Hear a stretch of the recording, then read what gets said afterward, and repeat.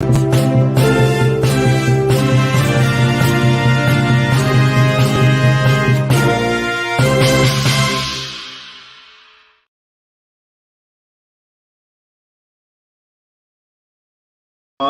morning, good morning, good afternoon, good evening. Good evening, mkoaje wadau. How are you? This is Jakes, the moderator, and now this is another show where okay, karibu sana. Welcome to this awesome edition we are about to have. Asante sana kwa wale ambao wanajiunga nami. Show yako ndio hii imeanza tena. Imagine ndio hii imeanza tena. Thank you so much for joining me. We are about to have another conversation, a better one, a great informative one. Hii ni kali. Hii utapenda. Thank you so much for joining me. We have a great one for you. I am telling you, this one you must like. This one you must love. Let me know where you're watching this show from. Ni juzo unanitazama ukiwa wapi? Karibu sana, karibu sana. Finally, we are here to discuss a matter that I'm sure tayari shaanza kukugwara vibaya, but I'm about to tell you why the topic, why the show. But karibu sana wadau. Welcome to this show. I'm your host, Jakes, the moderator, and this is Afric 24. Tune in, let us go together, even as we try to analyze matters making headlines in our country. Where are you watching this show from? Where is this finding you? I hope you're well. Karibu sana, karibu sana. We are here to discuss many issues pertaining the cost of living, but leo tuna discuss hii topic moja kali. We are talking about Azimio. It's been a while since I talked about Azimio. I have some panelists with me. We want to go back and look at some matters arising now. There is a storm arising. I don't know if it's a storm in a teacup or an actual tsunami. I don't know if it's a storm that's about to crash Azimio as we know it. Is it the end of the road for Azimio? What will it mean for Baba Raila Odinga?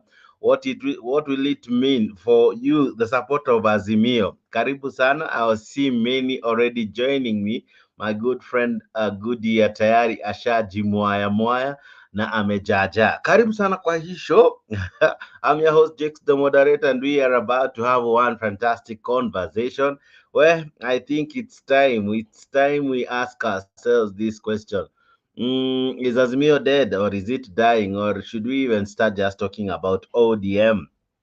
Right? Baba has been on a frantic effort to revive ODM. Yeah, he is no longer really speaking so much as an Azimio guy, but as an Azimio knight, but speaking more as an ODM leader. One, two, he has equally not been seen with some people for some time now. Several weeks zimepita. We are yet to see him with some people, and some other guys are equally asking some questions. Could there be a storm looming? Could this be the end of Azimio? Tulisema inawezekana, tulimba nyimbo kali, nyimbo fiti ya lero ni reno, and so many other beautiful songs that described Azimio. Could this be the end of the road for Azimio? Is Azimio dead? What would it mean for the likes of Kalonzo Musyoka? Those guys who have followed Baba religiously without fail. Those guys who have really yearned for that coveted endorsement. You know that those guys who have followed Baba, always wishing and dreaming, praying and asking and really waiting for that day they'll be told, you know what? Finally, it is your moment. It is your time to go for the presidency, and you have my endorsement. What happens to these likes? What happens to these people? I'll be telling you more about that, and I'll be showing you several clips. And this, where did all this begin? I'll be asking us to look at how it all began. And of course, we will try to make sense of all this. With me, I have some interesting guests with me. So this is a show you don't want to miss. Hii ni show utaki kumiss. Yeah, I'm sure this already is rubbing you wrongly. Wewe ambaye una support Azimio. Kenya Kwanza, I'm sure mko pale na tu emoji tu smiles. But zaidi ya yote, it's not about Kenya Kwanza Azimio, but it's asking ourselves, Is it time that we call out this culture of use, dump, and move on?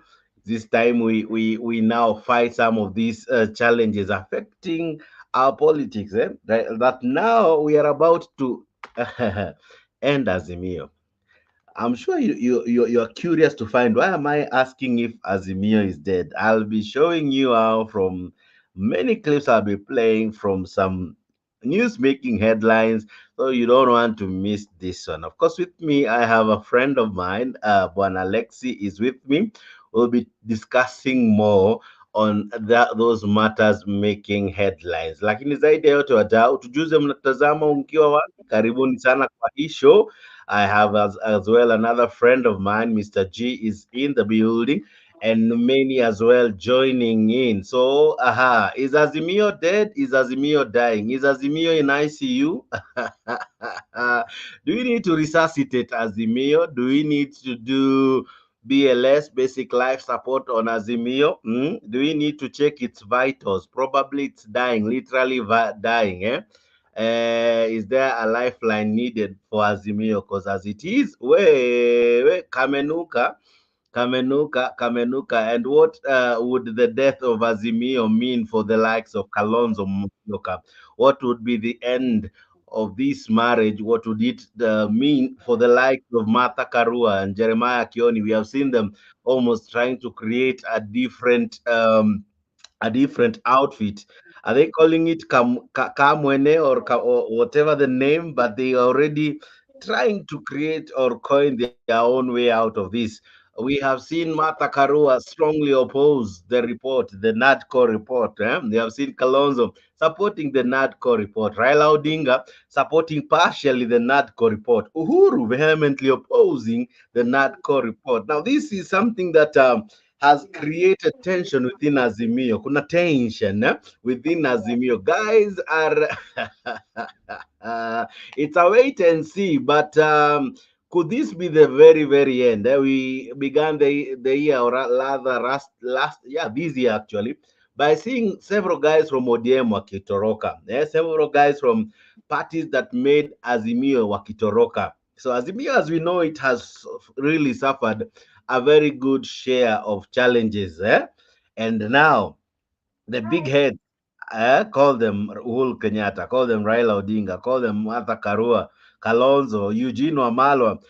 Right now, they are not on the same line or same page or reading from the same script. Na wahenga husema kila mwamba ngoma huvutia pande yake. Sasa hii ngoma inavutwa pande zote, right? So will the center hold, Okay. Now, to make sense of all this, I'll be showing you why. But before I do that, allow me to introduce my panelists, Honorable Lexi and Mr. G, ambao wamejitwika jiga swala hili ili waweze kuling'amua vizuri na waweze kulichangia vizuri. So this is a show you don't want to miss.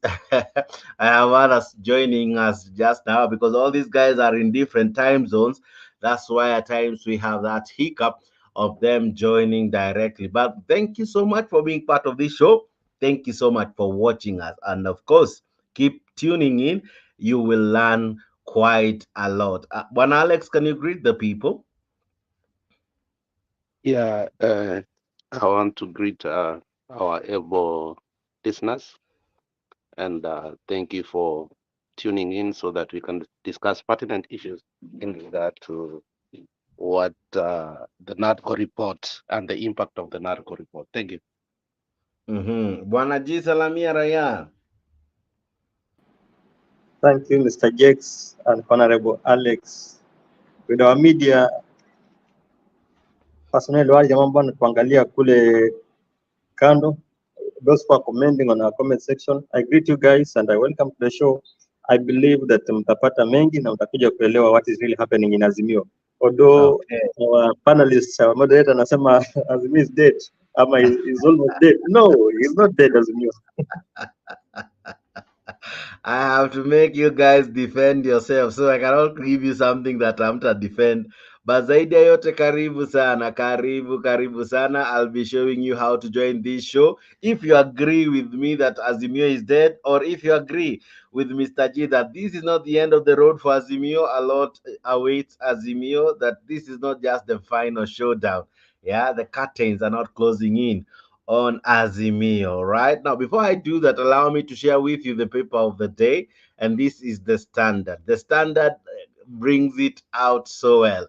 Now, this is an interesting heading saying why Uhuru Raila are pulling apart. The center seems not to hold these two gentlemen who came together, these two guys who were called brothers, right? You remember? They were called brothers, not just any kind of brothers. They were termed the handshake partners, the handshake brothers, the two duo who replaced Uhuru Ruto. Yeah, after Uhuru Ruto, we had the handshake brothers, Uhuru Raila, and of course, the former marriage of Uhuru Ruto had to end in a very, very nasty way. Raila became the new catch and the new talk in town.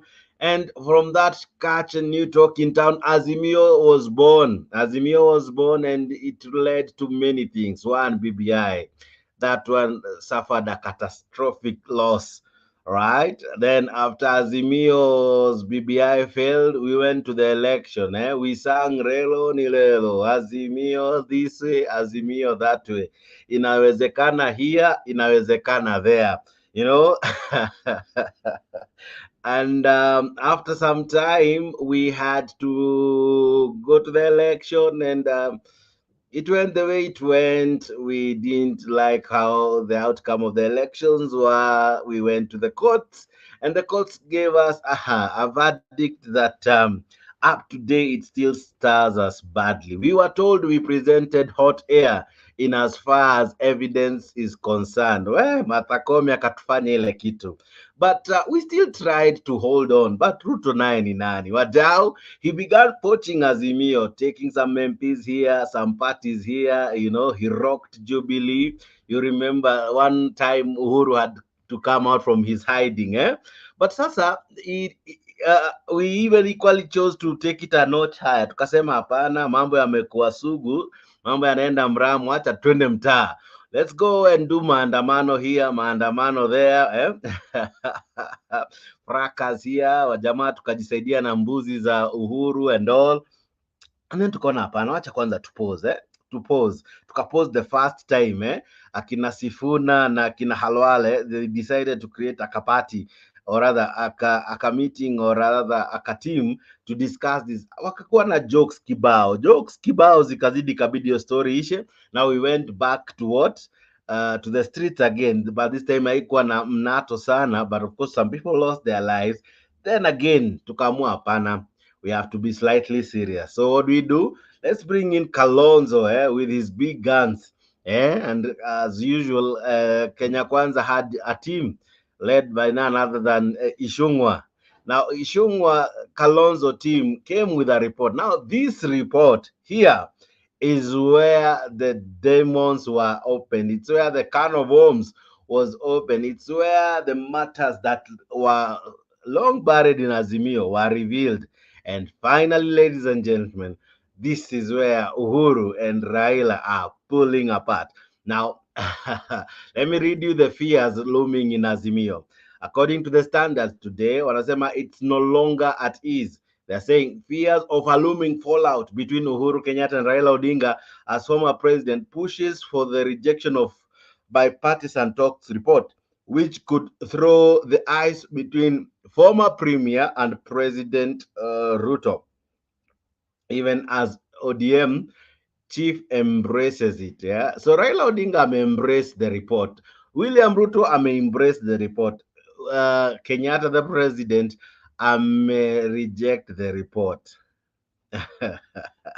In a nutshell, before tuende kwa clips, we have just highlighted what is in your daily papers, and that's the standard. So make sure you grab your copy. We are just tunaguzia too, even as we go on with the show. So do I begin with? Let me begin with Mr. G.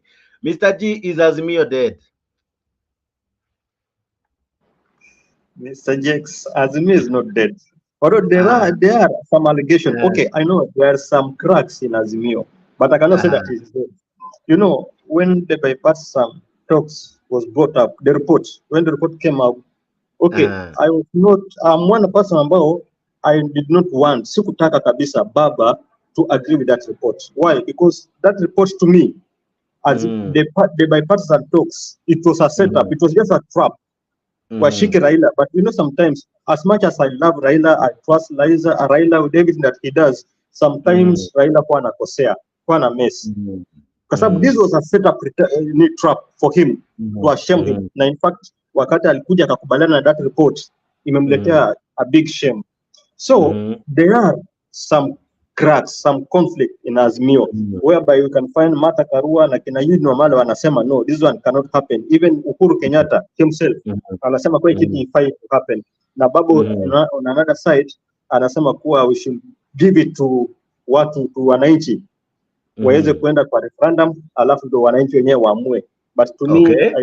I think it is not right for Baba to accept that report, kwa sababu the same report kwanza imeshaonyesha kuwa ni mambo ya vyeo, Mm-hmm. which means wakati wakiwa kwa Bomas, the only thing that they were Mm-hmm. talking about it was just about seats, how they can, Yeah. wanaweza Mm, pata viti, wanaweza jiangalia. Sasa inakuwa ni something for only mhm, interest yao, si interest ya Wakenya, and yet tunaona vile mhm, Wakenya wanaumia sahi. But remember, in every revolution kwa kunakuwa na betrayal, like you know, mhm, kama wakati tulikuwa na ile ya 20, it was 02, wakati mhm, Baba alikutana na kina Kibaki and then mhm, wakashikana ndo wakakuja mhm, wakanyakua power kutoka kwa mhm, nani, kutoka kwa Moi. Kulikuwa mhm, na some agreement by that time, and I think mhm, pia hii mambo ya prime minister pia ilikuwa one of the agenda pale, agreement mhm, kwa hiyo coalition, but Baba was betrayed.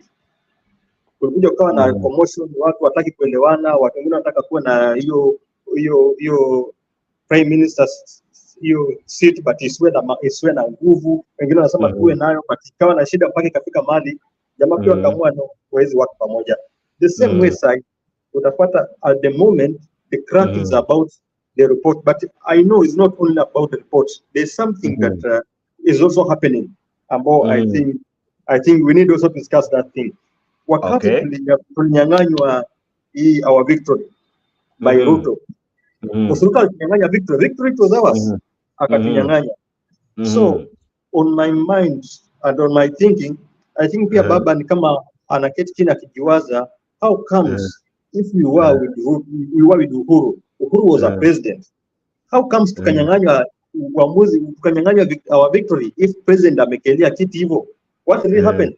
Because kumbuka wakati kulikuwa naanza those question marks, Uhuru alikuwa na believe mhm, in Koome sana, alibelieve sana in Koome, alibelieve kuwa hii petition yetu inaenda kutupiliwa mbali, because he knew tumeshinda mhm. but tumenyang'anywa, so Okay. he knew that kwa Supreme Court tunaenda kushinda and he had confidence in Koome. Hakujua kuwa Mhm, kumbe huyu mkora alikuwa ashapita mbele, alikuwa ashapita mbele yake, mhm. na hiyo ilikuwa mambo Okay. ya kupita. So maybe let me Uh-huh. allow first Alex to come in as we continue. Interesting sentiments from Mr. G. Nakwambia leo wanaazimio wamejivalia vizuri could truly defend their side, but we sawa, tuendelee na discussion. Mr. Alex, I want to have you on board now. From where you sit, is Azimio dead? Is Azimio dying, or this is just a setback? Azimio will bounce back. First of all, acha tena ni wasalimu. Uh-huh. Jakes, Azimio died at Bomas, Okay. and I will tell you that Azimio is a loose coalition Uh-huh. that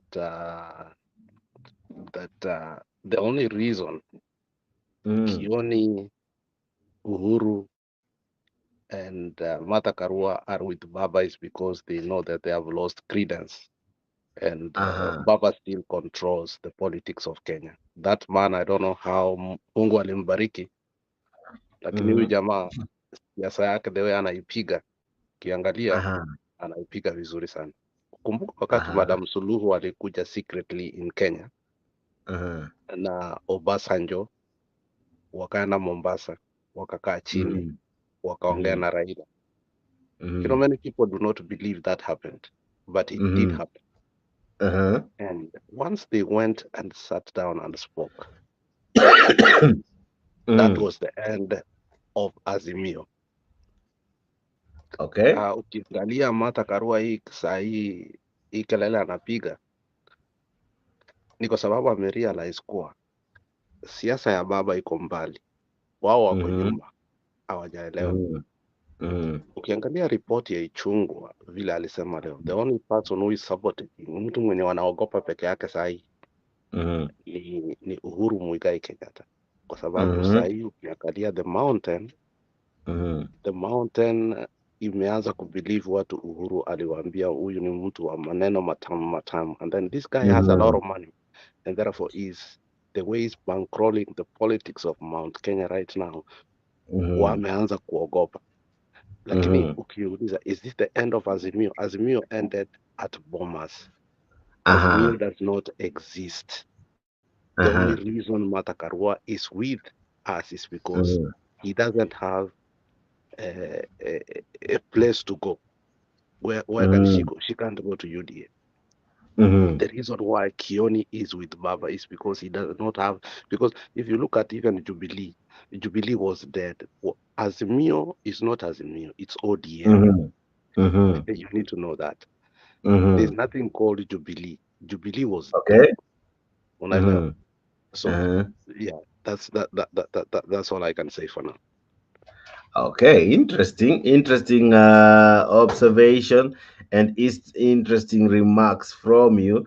When you look at how far we have come as Azimio, uh, Azimio has seriously received so many blows over the days. This is a party. I don't even if to call it. It's a party, right? Kenya Kwanza is the one that it's a coalition of parties. Azimio only had one candidate, so it's on Raila Odinga. The others were either ODM or what do you call them, or Jubilee or any other party that was not Azimio or was in Azimio. That's what defined Azimio then. With these challenges happening, we ask ourselves this question: was this matter meant to only ride Raila Odinga to power, but had no visionary tactic to either make Azimio really last after 2022? Ama it was just a means that we have learned that in Kenya we create a political party just like a vehicle. Once tumefika tunaibomoa, tunaanza kitu ingine. So is it now that we are seeing that it's now time to bomoa hii tuanze kitu ingine, or we are reading too much into this matter as it is at the moment? If you look at the history of Kenya, it's a very Aha, sad history, extremely aha. sad history. Mhm. Why is it sad? It is sad because uh, we started with Rainbow Coalition. That was Aha. 2000, was 2002. Mhm. Then we came to CORD. Aha. Then we came to NASA. Then Mhm. we came to Azimio. Mhm. And obviously you can predict where we are headed. Mhm. Mhm. Obviously now you can predict that very soon we are going to Mhm. start having forces of what? Of a new coalition that is going to Mhm. dictate the politics of 2027. And I can Okay. almost predict, I can tell you, I Uh-huh. can guarantee you that people Uh-huh. like Mutula Kilonzo are going to join UDA. Okay. Okay. Mutula Kilonzo is going to Mm. join. Joho is going to join UDA. But at the Mhm. same time, people like Cheregai may disagree with Ruto vehemently if they continue with Mhm. the corruption and the looting that Mhm. because these people are privy of what is really happening in the country. Mhm. People like Cheregai. Mhm. Cheregai, you have seen him reform from a spanner boy of Ruto to a critic of Ruto. When he's criticizing Murkomen, he's basically Mhm. criticizing William Samoei Ruto. Mhm. Now, and you have seen what is happening in Western, what we used to call Western province. The Mm-hmm. Western province, you're seeing now people returning back to Baba because at some point they had done what? They had Mm-hmm. rebelled. Mm-hmm. Uh, Mr. Walker, who is Mr. Walker ambaye ninamuitanga Nitambaya, Mm-hmm. Lusaka, the Mm-hmm. governor for Kakamega, have realized that Mm-hmm. Ruto is a con. Now, Okay. so what I'm telling you is that Azimio is not going to survive. We are Mm-hmm. going to have a new coalition of Mm-hmm. like-minded people, whereby Baba, the way I look at him, is Mm-hmm. seriously grooming Simbarati. Okay. But at the same time, but at the same Mm-hmm. time, if you look, Ruto is courting Simbarati seriously. Today they are in kiss. Mm-hmm. It's Mm-hmm. really Simbarati has become the new kid on the block. And Mm-hmm. that is why he's not getting along with Onyonka, his Mm-hmm. deputy governor, and his what? Mm-hmm. And his women rep. But what I Okay. can tell you for a fact is that Azimio died during the bombers. Mm-hmm. Remember when we came, even before we met, do you remember how Azimio was formed? Azimio was Mm-hmm. formed quickly after we lost the BBI case. Mm-hmm. And Mm-hmm. Baba came to what? Baba Mm-hmm. came Nakuru. to Nakuru, and Mm-hmm. that is how Azimio was done. What was formed? Mm-hmm. So the way Mm-hmm. Azimio was formed, it was out of desperation. Mm-hmm. Okay, Okay. and that's Mm-hmm. why I like what you said earlier. And I think Leo should help me here and inform me. Mm-hmm. There are things we have refused to say the truth. Okay, Mm-hmm. there are things we Mm-hmm. have refused to say the truth for a very long time, but they are hurting us. Mm-hmm. Was Did Uhuru really campaign for Baba? No, the guy never campaigned Mm-hmm. for Baba. The guy Mm-hmm. came only for three rallies. Okay, was Mm-hmm. Uhuru for Baba? I think I've come to the conclusion that Uhuru was never for Baba.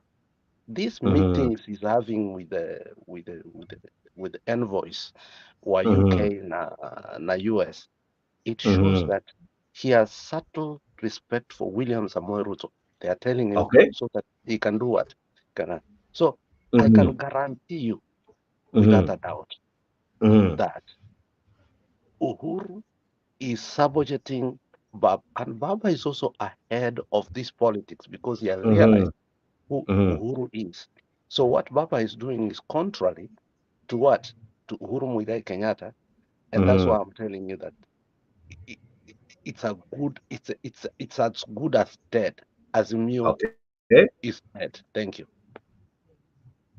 Okay, Azimio is as good as dead. Thank you so much, you who is tuning in. This is just the afternoon's edition. We are we are looking at the matters arising from the newspaper. This is how the Standard had you covered today. For those of us who are yet to see it, they're saying, "Why is Uhuru and Raila pulling apart now?"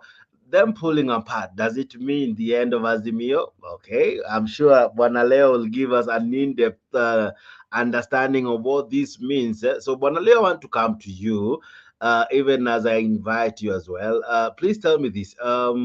What do you make of what the newspaper is saying that Uhuru and Raila seems to be pulling apart? Of course, this is informed from the NADCO report that Kalonzo seems to support, Raila seems to support. But Karua, Uhuru, Kioni, this other guy from Western, they seem not to agree with the report and they seem not to really wish to support it. Could this be the very beginning of the end? Is this the end of the road for Azimio as we know it? Okay, thank you, Mr. Jackson.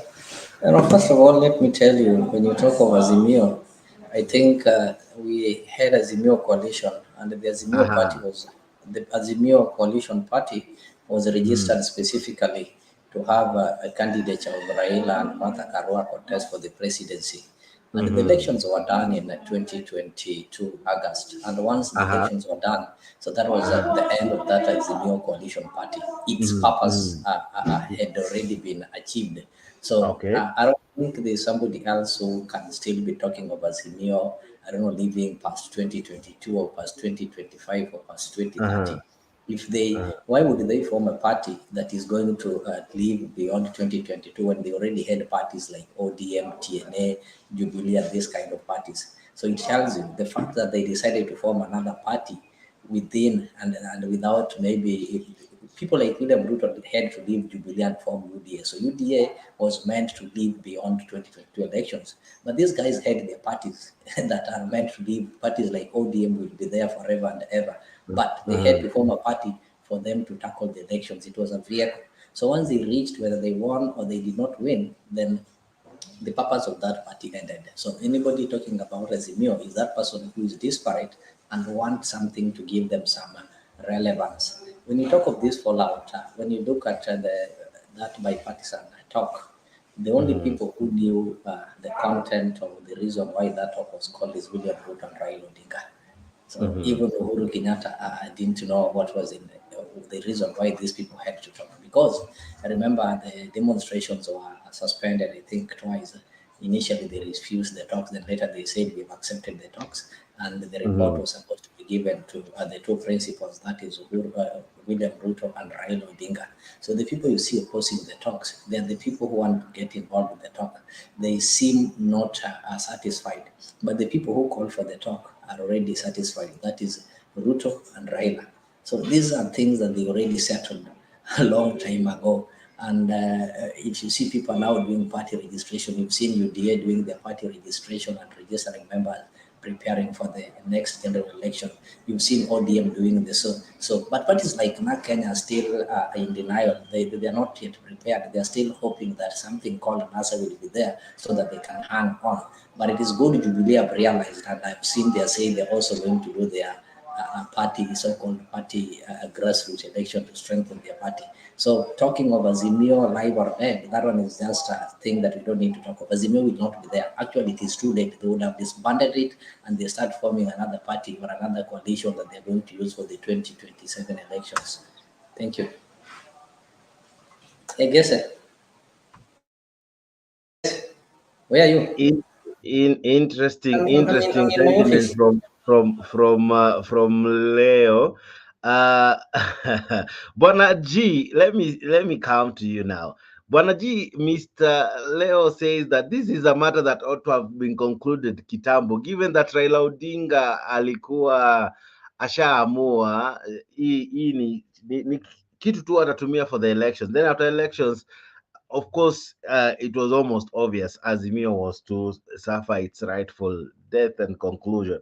But what does it mean to the people who follow Azimio?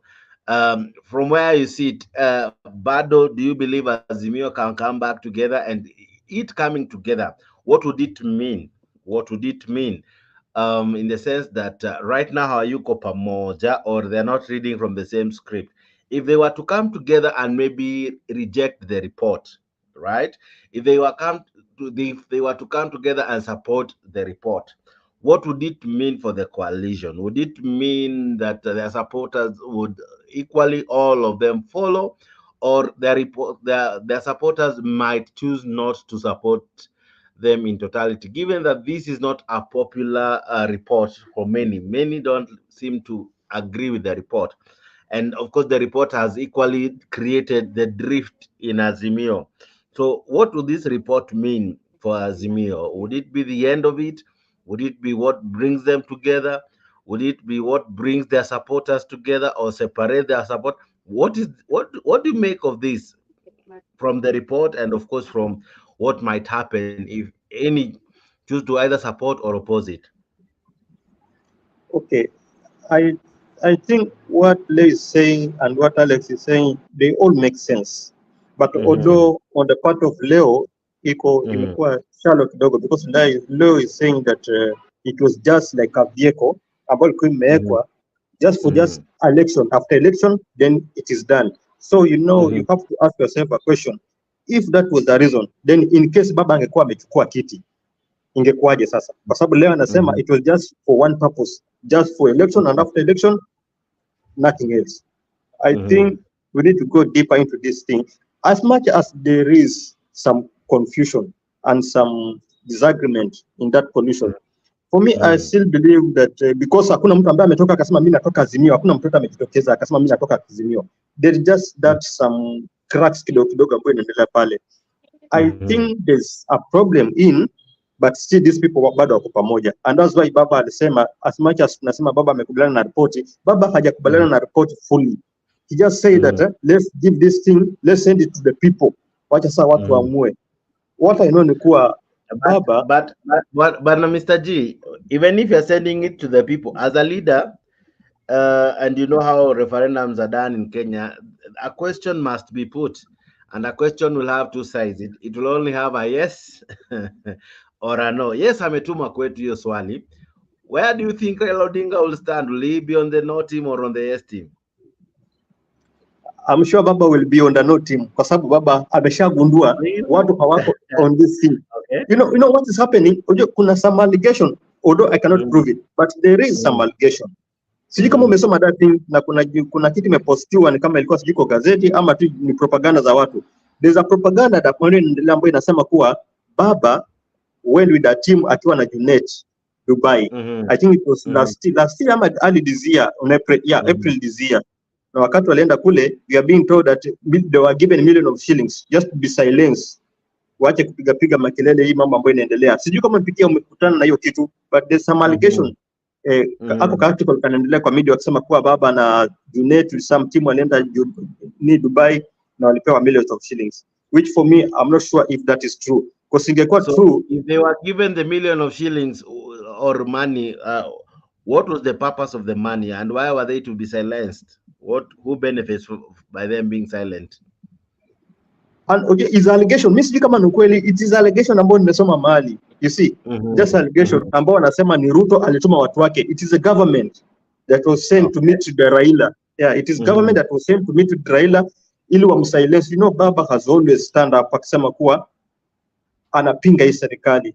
Na unaona kama mwanzo tukianza mambo ya maandamano ilikuwa imeshika and it was so tough. Na kila mtu atakuwa ameshuka, hata Ruto mwenyewe alishtuka of what was happening. So we are being told that walitumwa wakaenda waongee na yeye ili akuje afanye nao kazi kwa nini kwa government, and the whole mission ilikuwa ni to bring him to this government iweze kufanya kazi venye walikuwa wanafanya na kwa handshake na his brother Uhuru Kenyatta. Okay. That is the allegation, but I don't know if it's true. But for me, I think. Well, Alex, do you think it's true? Was Baba bought? Unajua Jex, nataka nikukumbushe kitu moja, because we are Kenyans are fond of forgetting things. Yeah. Wakati ya Babu na Mwamba, William Samoei Ruto na Raila walienda kuwatch ile game ya Gor Mahia. Unaelewa? That is when we were done. Unaelewa? That is when we were done. Unajua kitu moja watu wa Azimio wanakataa, na it's obvious, is that kuna handshake between Ruto na Raila. If you look at it in every way, watu wanafikiria ni uongo, but it's true. But Raila, shida ya Raila ni moja. Raila anajua watu hawataki hiyo handshake. So he's playing games with us. But these people are managing us to a point that in the next 1-2 years, we are going to normalize this to accept kwaje our watu they are working together. Now, on the question that you brought earlier,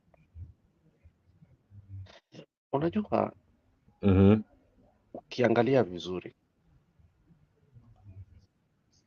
Raila groomed Ruto to be the president. If there was anybody who gave Ruto mileage to be where he is today, it is Raila Amolo Odinga, not even Moi.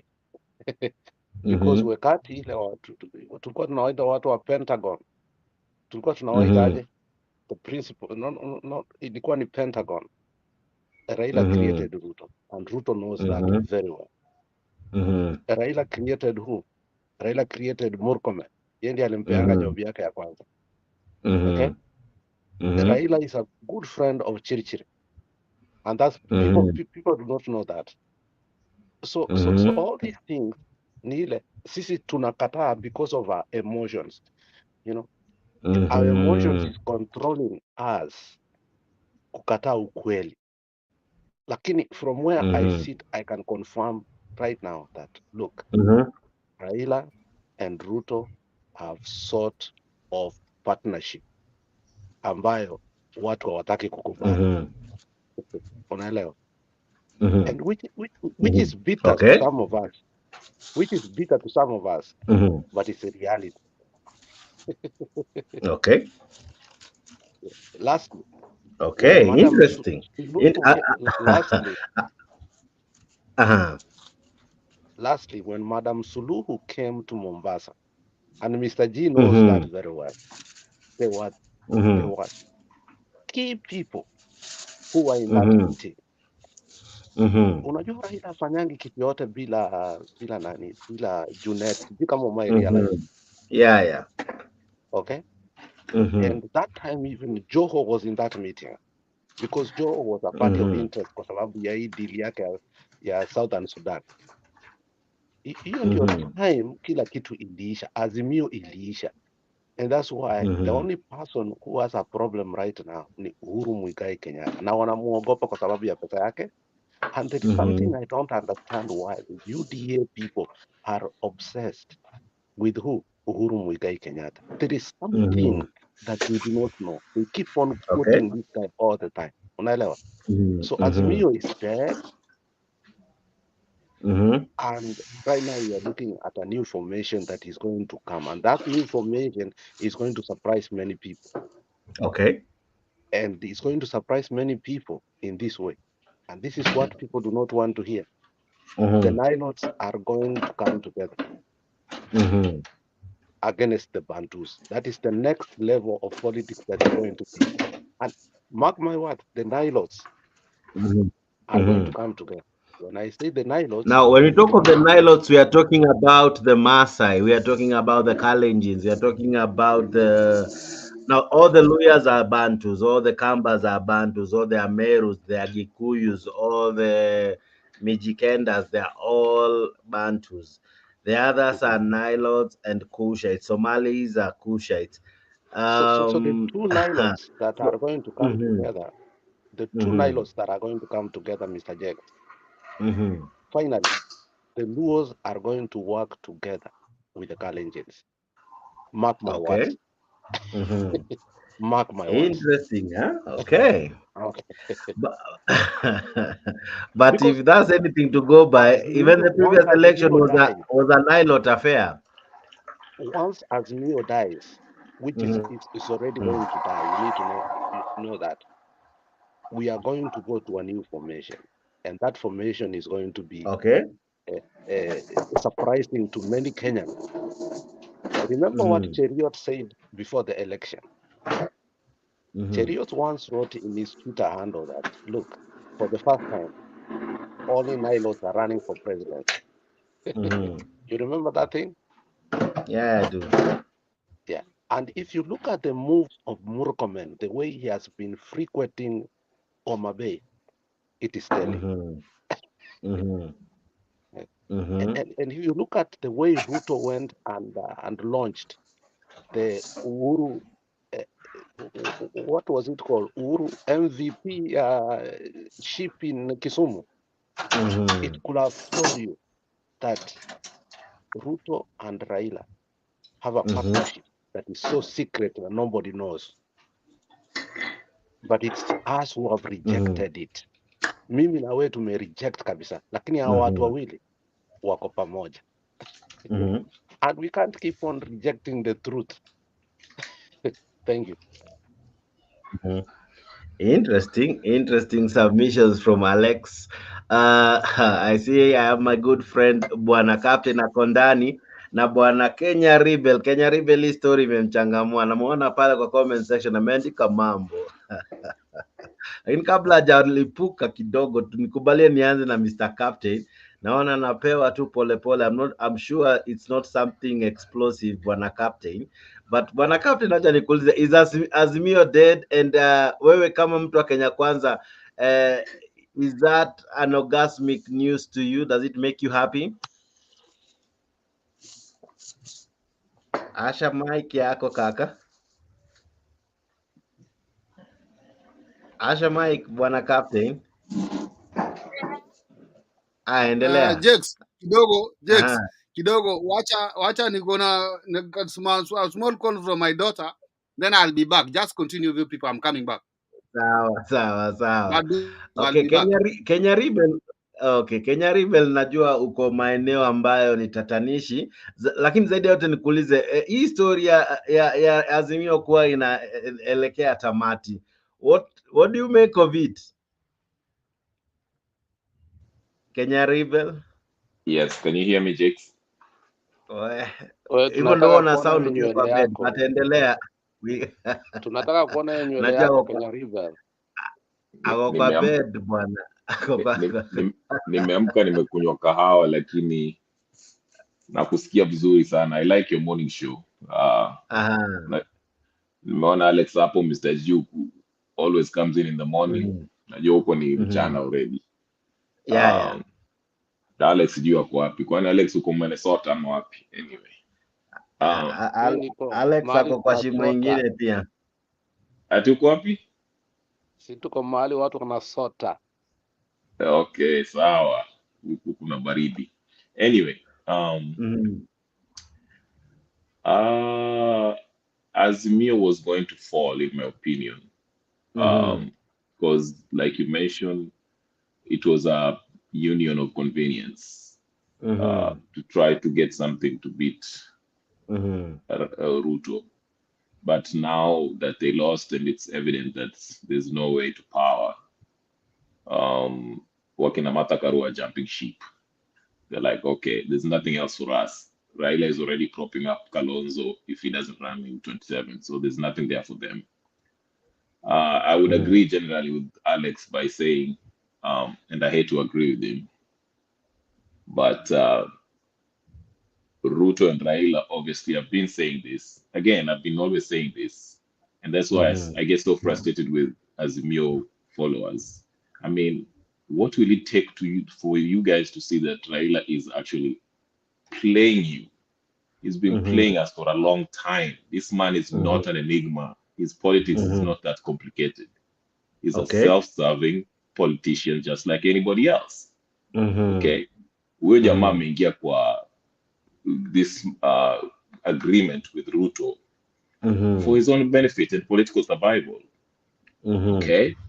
Obviously, there's reports here, Mr. Jill Konasema, there's possibility amelipo. Okay, I don't have evidence. I can't say that. But it will make sense. Unakumbuka Maina Njenga alituambia ati Raila alimpigia simu akamwambia simamisha maandamano, okay? Kwa sababu alikuwa anaongea na Suluhu and wherever huko Mombasa.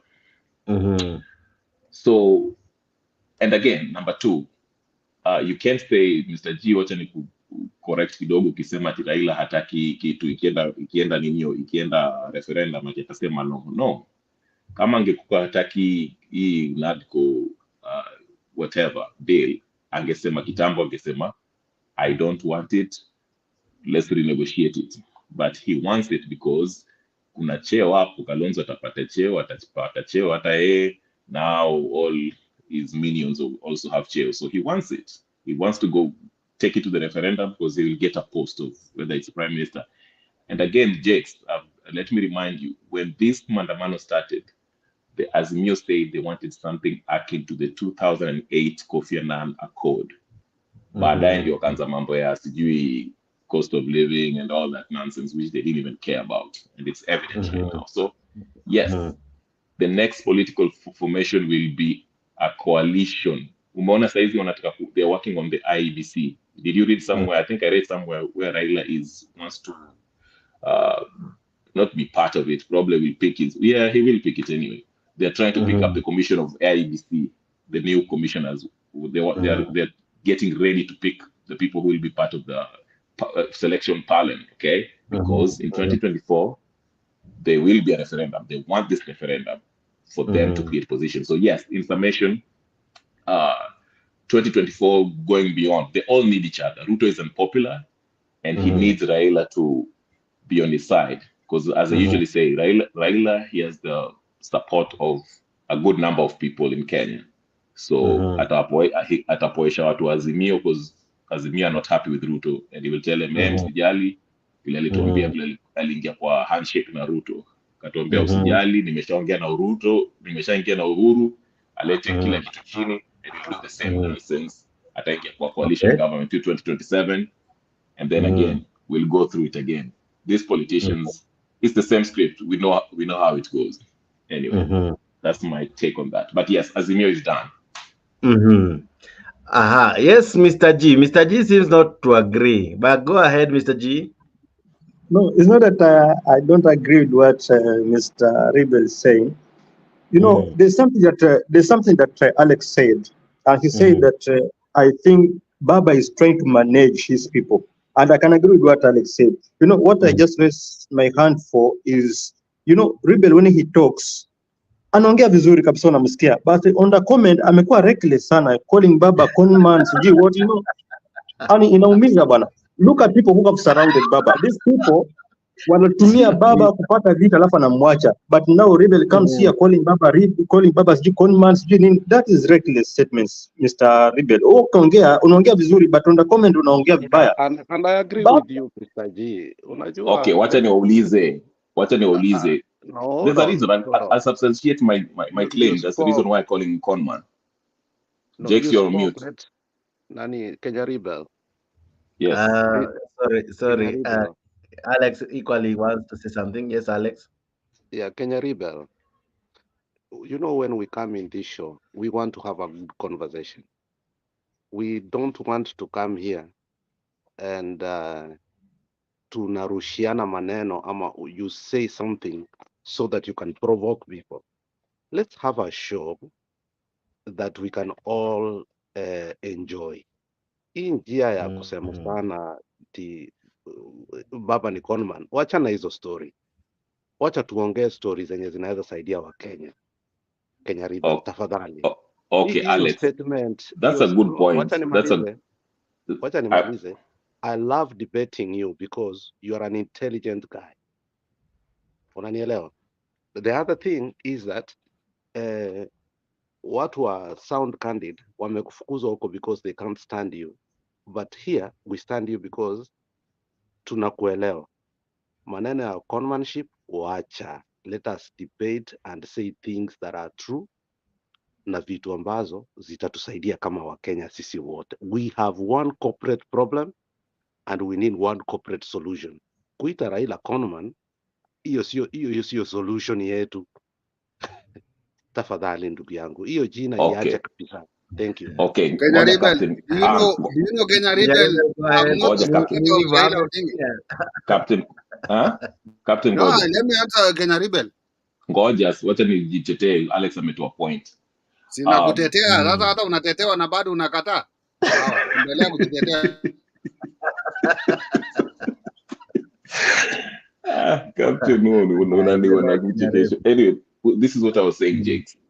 Alex, I don't know why nyinyi mko sensitive when I call Raila conman, mnakasirika, but every day Ruto tukikuja hapa, Ruto anaitwa sijui mwizi, he has stolen this, I mean the nastiest stuff that you can ever find. Even the ninio, hiyo thumbnail ambao nani anaikanga hapa, Jakes hapa, sijui Ruto ni mwizi, muaji, I don't know. I mean, it goes, no, I'm serious. Lakini mimi nikisema conman, nikita Raila conman, watu nakasirika. So why the double standard? And number two, we can both agree. So I can stop for the sake of Ninyo since mnataka debate. Okay, I'll avoid that one. But if we are going to do so, let's not call Ruto also mwizi Nini. He's the president of the Republic of Kenya, for Christ's sakes. Number two, Mr. G, the reason why I call this man that name, which you don't want, I'll stop, refrain for the sake of the debate, okay? Mimi nawauliza hivi, for how long shall you believe the same thing? Year after year, kura yangu imeibiwa, kura yangu imeibiwa, kura yangu imeibiwa, alafu he gets into a coalition after watu wamejiua. He never even one call once and say, ai, wafuasi wangu walienda kuprotest huko wakachapwa bunduki, can we even compensate them? Lakini yeye every mwaka kura yangu imeibiwa, kura yangu imeibiwa, alafu anaingia coalition, kura yangu. Don't you get tired of that? Can't you think for yourself and say, you know what, maybe this guy is up to something, maybe he's not actually looking out for that. Just like in the NADCO, we expected him to bring the cost of living down. Now what is he agreeing on? He's agreeing on the hizo maneno cheo mingi. Can't you just think and say, you know what, maybe this guy is not looking out for us, even though he's a statesman and he's been in government. We respect him. It's our culture. We respect him because he comes from that ile ninio ya kina Martin Shikuku wakina nani. So we look at him like he's the last of the dying breed. Yeah, hiyo era. Okay, so we respect him for that. But if we looked critically and think critically, this man is a self-serving politician just like anybody else. And that's why I call him that name, which I will refrain from doing so for the sake of this debate today. But anyway, that's my 2 points. Thank you. Bwana Mr. G. Okay, James, on what Rebel is saying, that CJ is calling Baba that name kwa sababu even as kwa tunaita Ruto sijui mwizi tunamuita nini. When you look at Baba, on what allegation ambazo Kenya Rebel anasema kwa every time and then Baba anatoka anasema kuraki imeibiwa. I think Rebel believe that it's just a narrative that Baba always creates. Hakuna kitu kama kuibiwa kura, ni Baba tu ana create that narrative. That's why he's talking like that. But I can tell Kenya Rebel kuwa there's nothing like narrative. Hii mambo ya Kenya ya kura kuibiwa, this is something that iko live. Look at last election. This is like election about tulikuwa nayo. Look at how the surrounding was at Bomas wakati wa kutangaza. What really happened at that moment? It was almost 1 hour, all 30 minutes before election.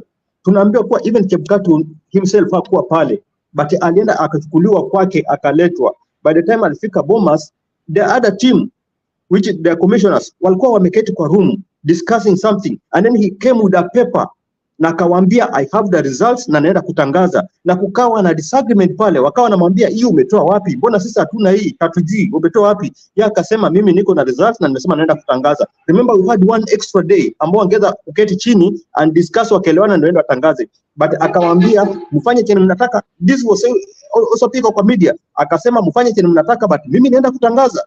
Na ukiangalia kwa that circumstances ambayo ilikuwa pale, utaona Ruto alikuwa prepared ready, ameita watu wake, so he knew what was happening. This narrative ambao nani anaanza kuleta, Rebel anaanza kuleta kuwa ni kitu tu ambao inakuwa imetengenezwa kwa sababu ya something that you want to gain, that Baba want to gain. This is wrong. Yeah, point of order. Unajua, Yes, Alex. Kenya Rebel, let us not degenerate all the time kuongea vitu like redundantly ambazo they are not. We are talking about the NADCO report, the fallout of Azimio. Let us stay on that course. Okay? Let us stay on that. Not every time that we talk, we have to let Raila ndani, Raila. We're talking about the NADCO report. National Dialogue report. Is it good for Kenya? Why should it be tabled in parliament? Should we reject it? Because look at it. Sisi tulienda streets na captain anajua hivi. Tukaenda tukasema Ruto must go. We had our date with destiny on March, was it March 20th? 20th, yeah.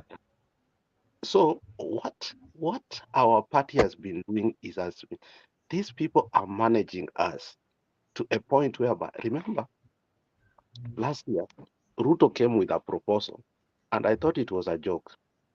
And he said that we must have a strong opposition leader. We need to create the position of a opposition leader. And I thought this guy was joking. Now, over time, that is what actually is actualizing. Hii report inasema tukuwe na prime cabinet minister, tukuwe na opposition leader and 2 deputies.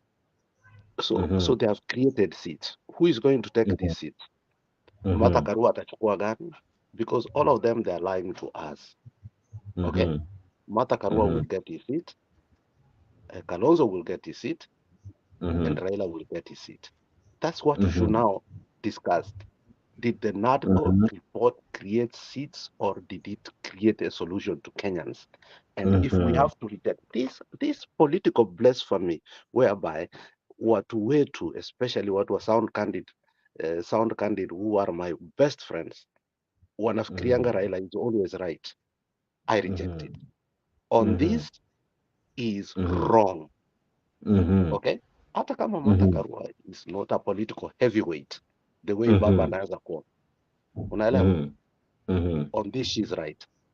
Okay? The NADCO report, people did not go to the streets to die for us to create positions, Jakes. Okay?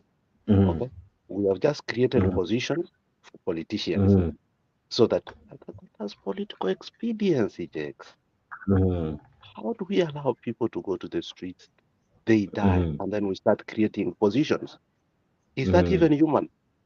Is that even? Remember those two boys who were in the house and they were maimed and killed in Condell. Not Condell, it was in Yamasaria. Did they die in vain? So let's not talk about other things. Let's concentrate this NADCO report. Is it good for Kenyans? What does it entail? Why will people like, when you hear people like Opio Undai, start castigating Martha Karua, okay? In parliament, knowing that Martha Karua is not in parliament and she cannot defend herself. Why is Uhuru rejecting the NADCO report? It's because he knows very well that it is not a solution to our country. Okay? This NADCO report, if you look at it in the nitty-gritty, I haven't read all of it. I've read a little bit of it. It is foreign sponsored.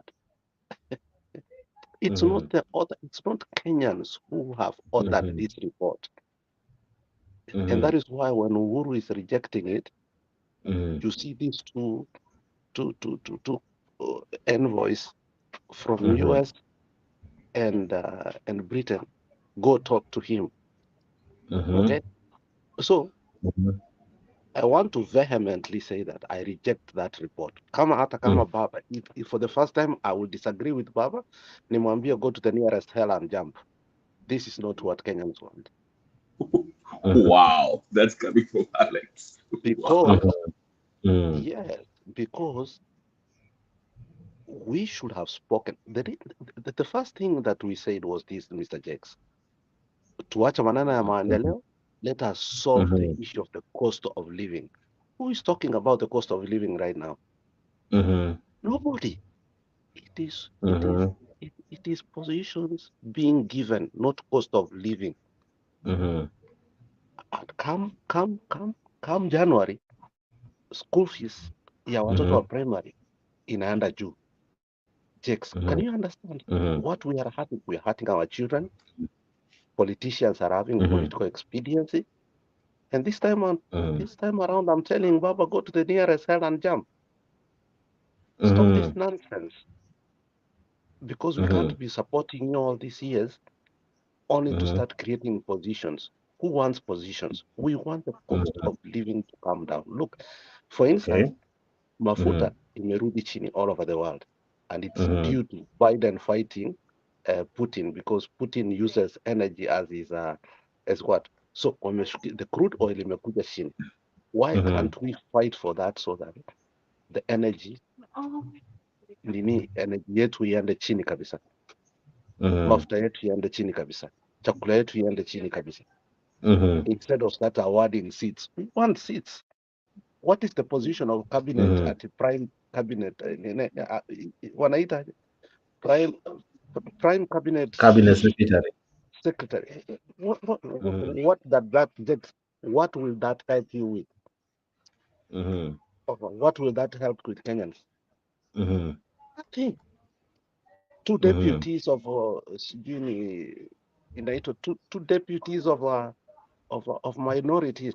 What will that help with? Opposition leader. opposition. Hmm, okay, mhm, what mhm, will the seat mhm, of opposition help you? You see, opposition is not a seat, it's a role. Whether Raila is in opposition or not, he plays his opposition as a role. Hata kama the seat is not there, he plays mhm, it. Why should we create it? mhm, mhm, So those are the things I'm saying for the first time. I'm disagreeing with my party ODM that look, if you're not mhm, going to sanitize your politics, some of us are going to leave, eh? mhm, But we don't have another home to go mhm, to. I wish EFF was in Kenya, mhm, economic freedom fighters in our lifetime. mhm. Thank you, James. Okay. Kenya Rebel, you're in nice. What is exciting you, Kenya Rebel, on what Alex is saying? Uh, I'm just appreciating Alex's honesty by Mhm, actually disagreeing with Raila, as he said for the first time.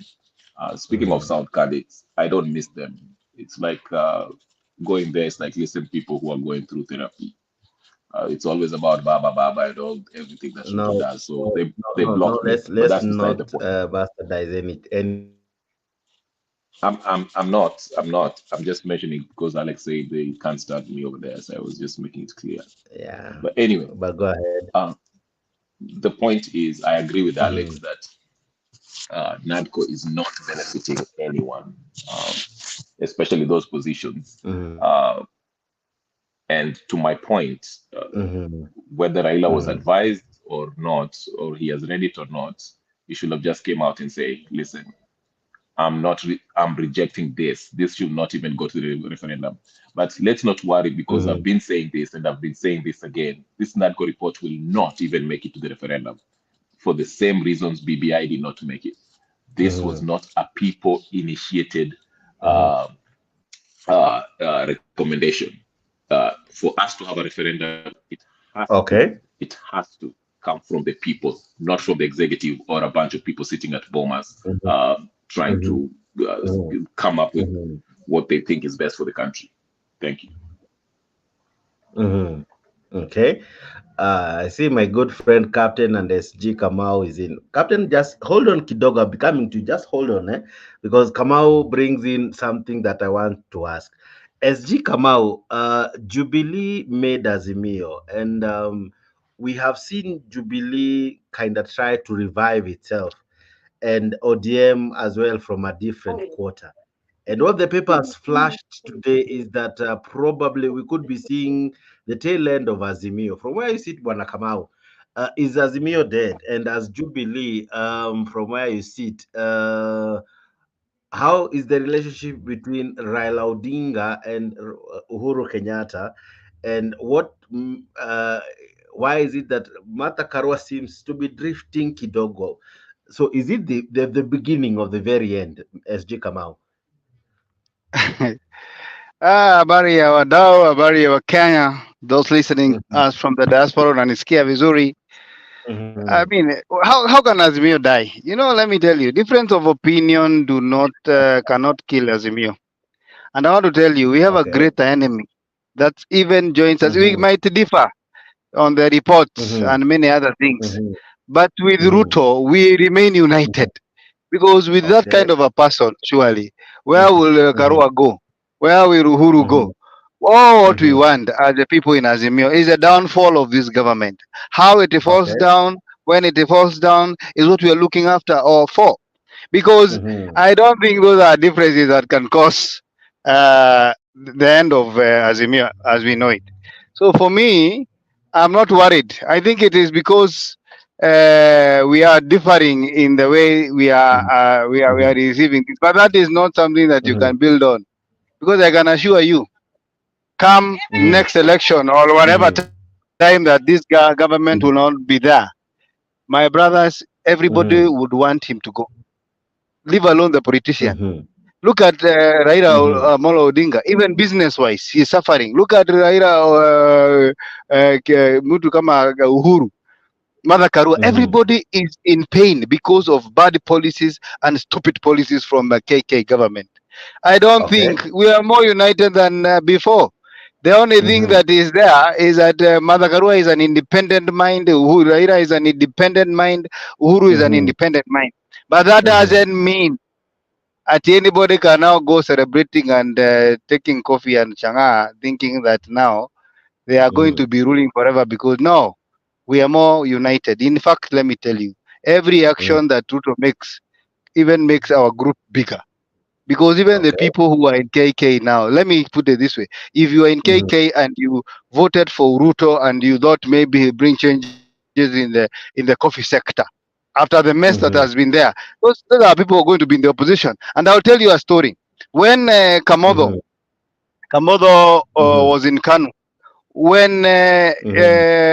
Moi wanted him to become an MP of Madioya, he divided that Mhm. constituency for more than 3 times. In fact, he Mhm. made it so small to a point whereby it's only his clan and his people who will vote for him.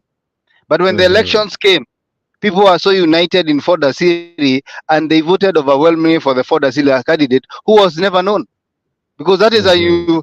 it was like an euphoria.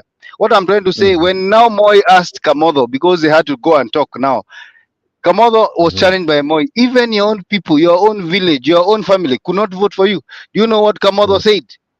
Even a Mhm. dog, if a dog could have gotten the candidature of Voda Siri, ingepata kuwa member of parliament of Madhya. What I'm trying to tell you in simple language is this. Yes? Mhm. When people Mhm. are tired of you, Mhm. it doesn't matter what Mhm. you do, because let me tell you right now on the ground, the ground, Mhm. people are so tired of Mhm. this government. It is 1 year and a half, but it has Mhm. very stupid policies. Mhm. Very stupid policies. So Mhm. basically, I don't see a very major. I think it's a storm in a teacup. You know the way you're stirring your sugar, and Mhm. maybe kama ni siafu imeingia inaona kama ni storm. That is what is Mhm. happening. It's a storm in a teacup. Mhm. Is a molehill, which it's not Mhm. which is not a mountain. Okay. So personally, I am not even worried. I know that many people, even Azimio people, are very much united. They would want us to divide. And the reason Mhm. is because the popularity on the ground is gone. But I can assure you, any candidate that is going to be supported by Laila Amolo Odinga, by Mother Karua, by Uhuru Kenyatta will win, will even win by 90%. Because I can tell you as we speak Azimio, right now, I want to Mr. finish up Chief. by saying this. Mhm.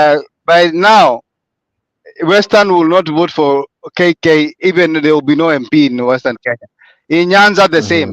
In Eastern, the same. In Coast, the same. In Nairobi, the same. In Mount Kenya, the same. So the only place that there will be a little bit, hii style ya kuambia Azimio inakufa ni wishful thinking, Mhm. wishful thinking ambayo Mhm. sikudanganyi haitasaidia Mhm. KK. KK is Mhm. drowning, na drowning very Mhm. fast. Today I was with Now, a person who SG, SG, the headlines kwa the standard, I equally feel it's misleading for some reasons, because this week alone I think Uhuru and Raila were in a Jubilee meeting. Am I correct? Yeah, you're Yes, right. they were in Raila Odinga's house, and I can tell you. Let me tell you. There's what we call Mhm. soft power, and hii ingine inaitangwa physical power. Hello. Mhm. Oh, sorry, SG has dropped. I think he's having a call. But Alex, what do you make that the newspaper shows us there's a drift, yet these two gentlemen are meeting? But before I come to you, Alex, Mr. Captain, what do you make of what SG has raised, and what do you make of what the newspaper is reflecting Okay. today? Before Captain comes in, I want to Uh-huh. engage Mr. SG. SG, long Mm-hmm. time I haven't seen you, and I'm glad. Mm-hmm. I like your thought of. I love how you debate, and I've always loved your submissions. But let me tell you on this: Azimio is dead, and we ought to say the truth. And the reason I'm saying that is, if Mm-hmm. you don't say the truth, there's no way we can. Right now, we are orphans. There are things that were done that were Mm-hmm. not supposed to be done, Mr. S. The first one was Mm-hmm. when Madam Suluhu came and spoke with Raila, and they made it so secret until today. We've never heard the details of what they spoke. Mhm. The way KK is operating Kenya Mhm. Kwanza towards Mhm. Kisumu and towards Homa Bay, you can almost see that Mhm. there's a partnership, a subtle partnership that is working between Raila and Ruto. Let us not keep on Mhm. lying to ourselves so that we cannot tell. Let's tell Raila, if you're working with Ruto, we are leaving you. Mhm. For Martha Karua to take the stand that she's taking, I like her boldness because he has realized Kenyans have been played. Mhm. Eh? Mr. G, let's not come here and lie to our people that look Mhm. that Raila is not working with Ruto. Raila is working with Ruto. Mhm. The other day you saw, even if people want to convince me in a different way, what was Orengo Mhm. doing with Ruto in India? Okay. What was Orengo doing with that? When you see Orengo do something, what was Orengo doing with Ruto in India? Did you not Mhm. see that? Yeah, yeah. Is that not Mhm. telling? Mhm. So Raila has betrayed us this time, big time. Mhm. Mhm. And we allowed him to betray us last time when he went into Mhm. partnership with Uhuru Muigai Kenyatta. Mhm.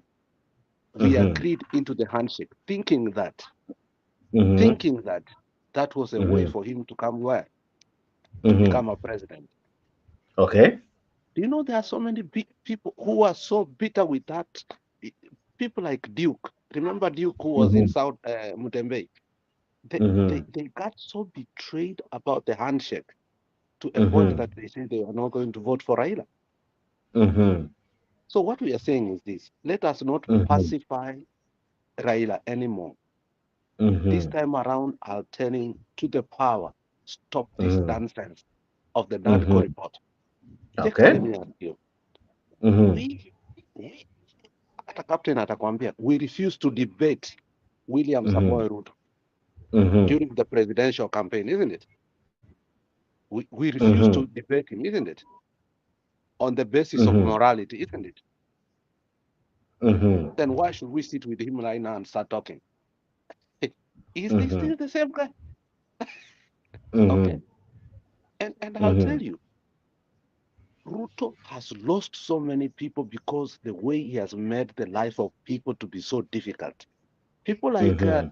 Captain, they were supporting vehemently, but they have Mhm. reached a point they'll say, no, no, no, no, no, no. William Samoei Ruto, maisha ya Mhm. Wakenya imekuwa ngumu. Unaelewa? Mhm. Mhm. And that's what we must tell him. So for Baba, Mhm. again, instead of defending us to Mhm. pacify Ruto, Mhm. it's against the grain. This is the Mhm. only man in Kenya, by Mhm. privilege and by merit, who is Mhm. able Mhm. to hold Ruto in his balls and Mhm. tell him stop it. Hapa Baba akikufa Okay. leo hivi, hakuna mtu anaweza shtua Ruto. Mhm. Ruto will become a dictator for life. Mhm. So Okay. if we have Baba today, let him do his Mhm. job. Let him not start Mhm. doing things that we don't like. Angalia Mhm. Wakalenjin sahi wanalia. Mhm. During Moi's time, Moi was Mhm. good to his people. You Mhm. could go to Sacho. I schooled in Sacho. You could go to Sacho, Kabarnet, and see Mhm. life was good. Mhm. Mhm. Hii goat nini walifanya leo, auction walifanya. People are so Mhm. poor to a point that people cannot even buy things for Christmas. Eh? Mhm. So what we are Mhm. saying is this, Mr. Jakes. Mhm. Mhm. Baba is going on the wrong direction. Hii kitu ya watu wanataka kutudanganya saa Mhm. yote ati Baba is Mhm. always right, akikwambia ati sijui mtu bibi yako ako na mimba aanza kununua diapers. For me, I'm past that. Baba ndiye anatakana Mhm. atutetee. Eh? Baba Mhm. ndiye anatakana atutetee. Mhm. Hii nchi yetu it's going to the dogs. Hata watu walipigia kama Mhm. wakina Mr. Captain walipigia Ruto kura. Wanalia saa hii. Mhm. Eh? Wakalenjin, Mhm.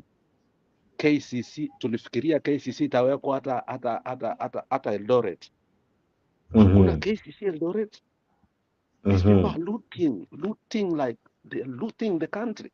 If Mhm. somebody like Murkomen can take a Mhm. bribe of Mhm. 100 million Mhm. on one deal, Mhm. imaginable. Okay. Chapa hiyo pesa by 150 Kenya Mhm. shillings. We're Mhm. talking of billions of money with one bribe. Eh? Mhm. Ukiangalia the report that Madam Nyakango, Wow. the report that Madam Mhm. Nyakango is going to come up with, ndio hiyo wanamfightia. It shows that Mhm. so far the cases na I was privy of that message the other day, na ni rafiki yangu ambaye ni MP alinipea. So far Mhm. 2.4 trillion has Mhm. been stolen. Mhm. 2.4. We used to think billions are big things. Sahi watu wameanza Mhm. kuwa matrillionaires. Can you Mhm. imagine? Mhm. One person is richer than Safaricom. Mhm. Eh? Kenya River, one person is richer than Safaricom combined Mhm. with Kenya Airways. Mhm. What nonsense is that? Now these people, they don't have companies. Interesting, Alex, and mhm. One They don't question. have companies. Alex, Umekoroga sana question. captain. No, captain umekorogwa sana. Can I hear from you before I bring back SG Kenya Rebel and Mr. G? Yes, captain. I don't want Alex to disappear from there because He's I want not. to He's not. understand He's the not. last Ako message ako. from Alex. He Mhm. was talking of Kenya Airways and all whatever. I want to ask Alex because some of us we are not good in taking to know who is holding which position, who is holding another position. I want to ask Alex, which position is the former MP for Soy, Caleb Kositany, is holding in Kenya Airways? Because even me, I'm in He's the dilemma. I chairman. don't know. He's the chairman of Kenya Airways Authority and Kenya Airways Authority. Kenya Airways Okay, Authority. good. And let me tell Very you, good. let me tell you, Mr. Captain, Yes, sir. if you know, you know, some of these things you hear them, and sometimes you just want to. I don't know if you cry, you shout, ama upige nduru kama Lejo Maria. Unajua, Kenya River looks like a Lejo Maria. He can tell me what I need to do. But Mhm. if you look at what happened on that Saturday when nini ilienda, Kenya Power, nini moto ilienda, Hapo ndio tuko. Mhm. Hapo ndio tuko. hapo there were 3 aircrafts that took over. Unaelewa?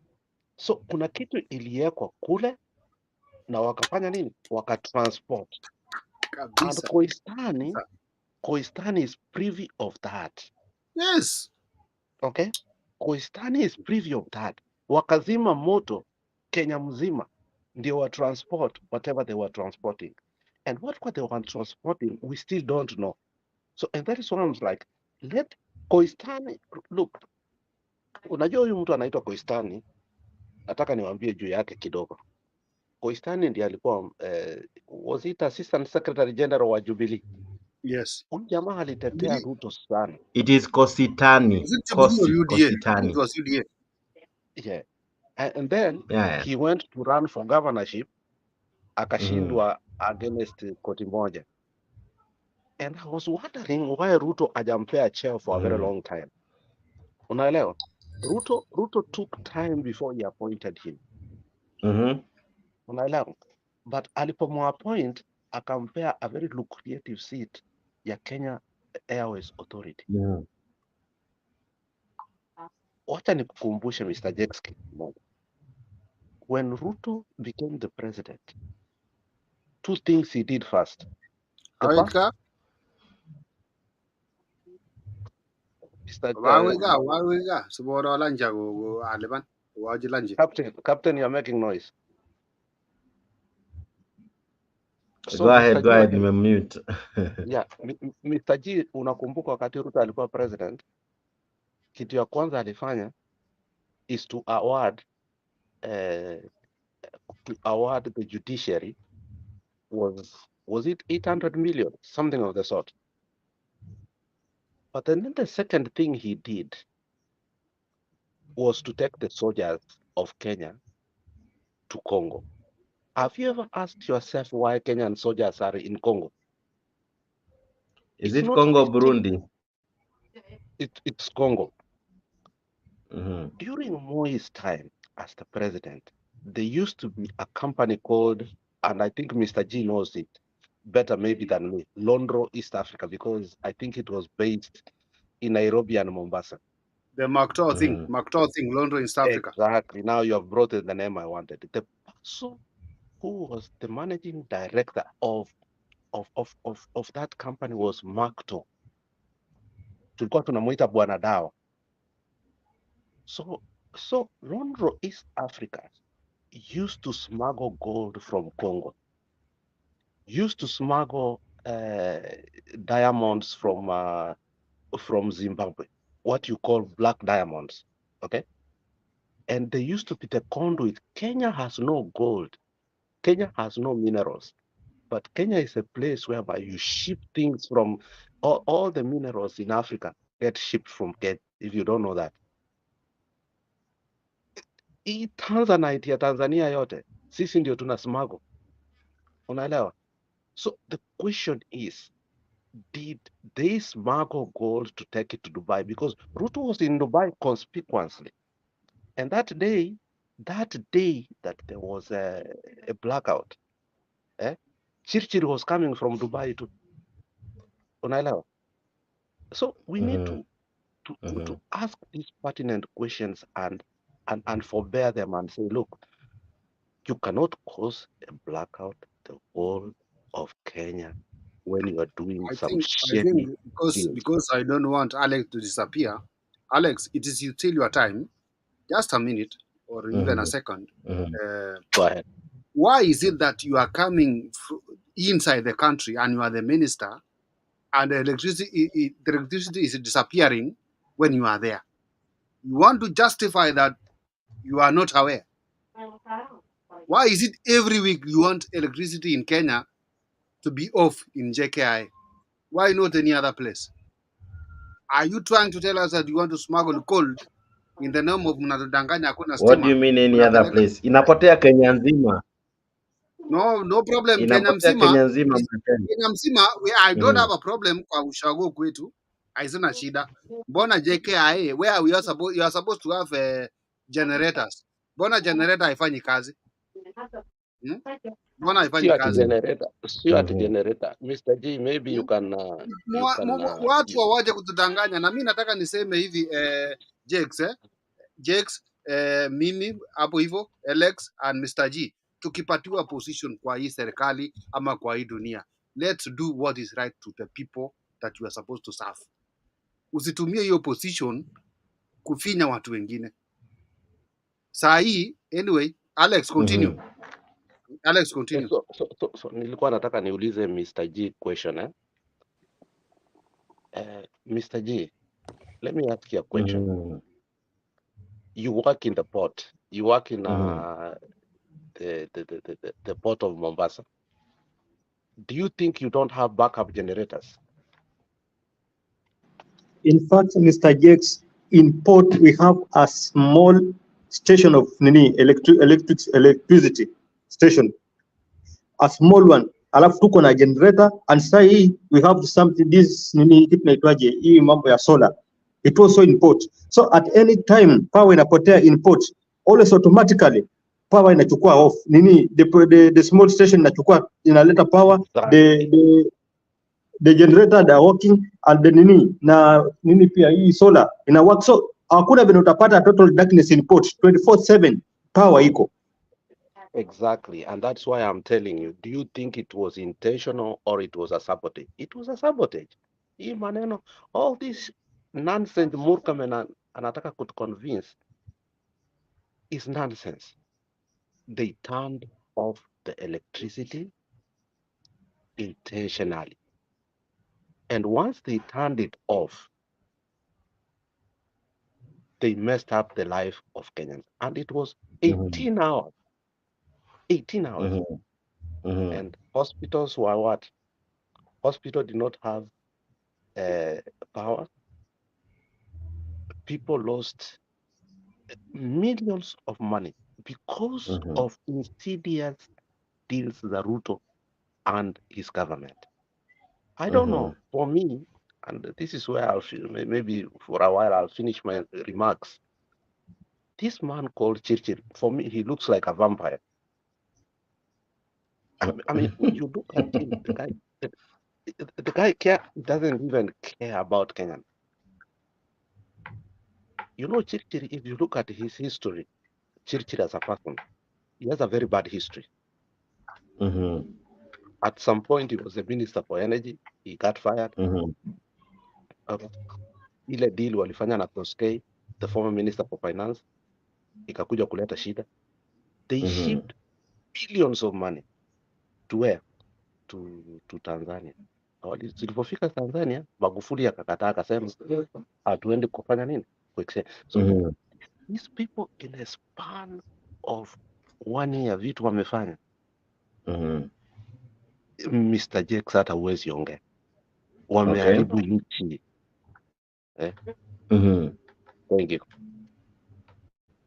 Mhm. Now, let me come back to you, Mr. Captain. We are still on the matter Azimio fallout. You as a KK person, and Alex equally has said, you, despite being in KK, you feel that you are shortchanged. With Ruto coming together with Raila, what would it mean to you as a Kenya Kwanza supporter? Would you like that first? Uh, you understand me, Jakes, huh? For me, Mm-hmm. it's not a surprise on my side for Raila. In Mm-hmm. fact, it's Mheshimiwa Raila Odinga and the president of Kenya Mm-hmm. to be together. Mm-hmm. Because when you come Mm-hmm. to Pentagon, they were the formers of ODM itself. They are the people Mm-hmm. who formed ODM to be, until even right now as we talk, ODM where it is because of the president himself, William Ruto. And sometimes when we even the president is in some rally, some places like Kisumu and all whatever, unasikia rais akisema mimi nilianzisha ODM na niko na shares pale. Nani aliwaambia niliondoka ODM? Hiyo ODM hiyo. Kuna mtu alisema nimeondoka ODM. Unasikia wale wafuasi wakifurahia wakisema enyewe hakuna barua ametuambia ameondoka ODM. So when Raila Odinga and Mheshimiwa Raila Odinga and the president himself come together, for me it's not a surprise. The birds of the same feathers flock together. And right now, the way they have seen things, the way they are going, I think things are going to the position where Raila wants. That's why we at this time you cannot hear Raila, oh, Raila that. Maybe supporters wake kama kina Sifuna na kina nani ndio wanajaribu kulalamika. But otherwise kukuja kwake together between Raila Odinga and the president Mheshimiwa William Ruto and Mheshimiwa Raila Odinga to be together, for me it's not a surprise on my side. I knew that even these talks in Bomas, one day, one time, Mm-hmm. ilikuwa ikuja either positive or negative. But I'm seeing it has become a positive thing. When you go to Jacaranda story, there is a way that these guys from Jacaranda they tell Nak leader, the woman, this mother, I don't know the name. The name is just trying to forget. They try to tell the Mother Karua, that we cannot anymore call for maandamano. We cannot anymore call for Mm-hmm. our supporters to go for maandamano. You yourself bring your own Mm-hmm. supporters to go for maandamano. Even as ODM, we cannot Mm-hmm. go there. Mm-hmm. And now we are fully supporting the government. Mm-hmm. You understand? That is where I knew now this is Mm-hmm. now the end of Azimio. And right now, as we talk, Mm-hmm. that is what we are discussing. You see? Mm-hmm. We might be taking Bunge la Wananchi as a joke, as a what, but there is a message they are delivering to our people. Even right now, as we talk here, some people are listening on us. Some people they are maybe on backstage listening on what you are saying. Some are in comment section listening on us. But I tell you, Jakes and Mr. SG and Kenya Rebel and Honorable Alex there, that we are delivering a message here. Don't think we are here to waste our time. There is a message we are giving to the people, and they are taking that message to be the valuable one. So right now, as we talk, Jakes, you are asking me about the hand of Azimio and the government. I can tell you, the government is now working with the opposition side. When I say opposition, I mean Raila Odinga. William Ruto is now working with the Prime Minister Raila Odinga. That is what I can tell you. Yes. Okay. And Bwana. unfortunately, our people are refusing to accept that. You tell them, you look at from the, especially Mr. G. Mr. G, let me tell you the truth. Connect the dots to form the straight line. The day that Namwamba, William Ruto, and Raila went to watch that game, was it Gor Mahia or what? Do you remember that, Mr. G? That is when it all started. And when you see Orengo, and let me reiterate, when you see Orengo in India with William Samuel Ruto, what did he go to do with him? Okay, those are the questions. And then when we tell our people, wanaanza kusema, oh, it is the county government of it's not conspicuous that you find Orengo and Ruto in one. Let me tell you, if after Raila lost the election last time, the first place he went after he went from Zanzibar, he went to India. Modi is Raila personal friend.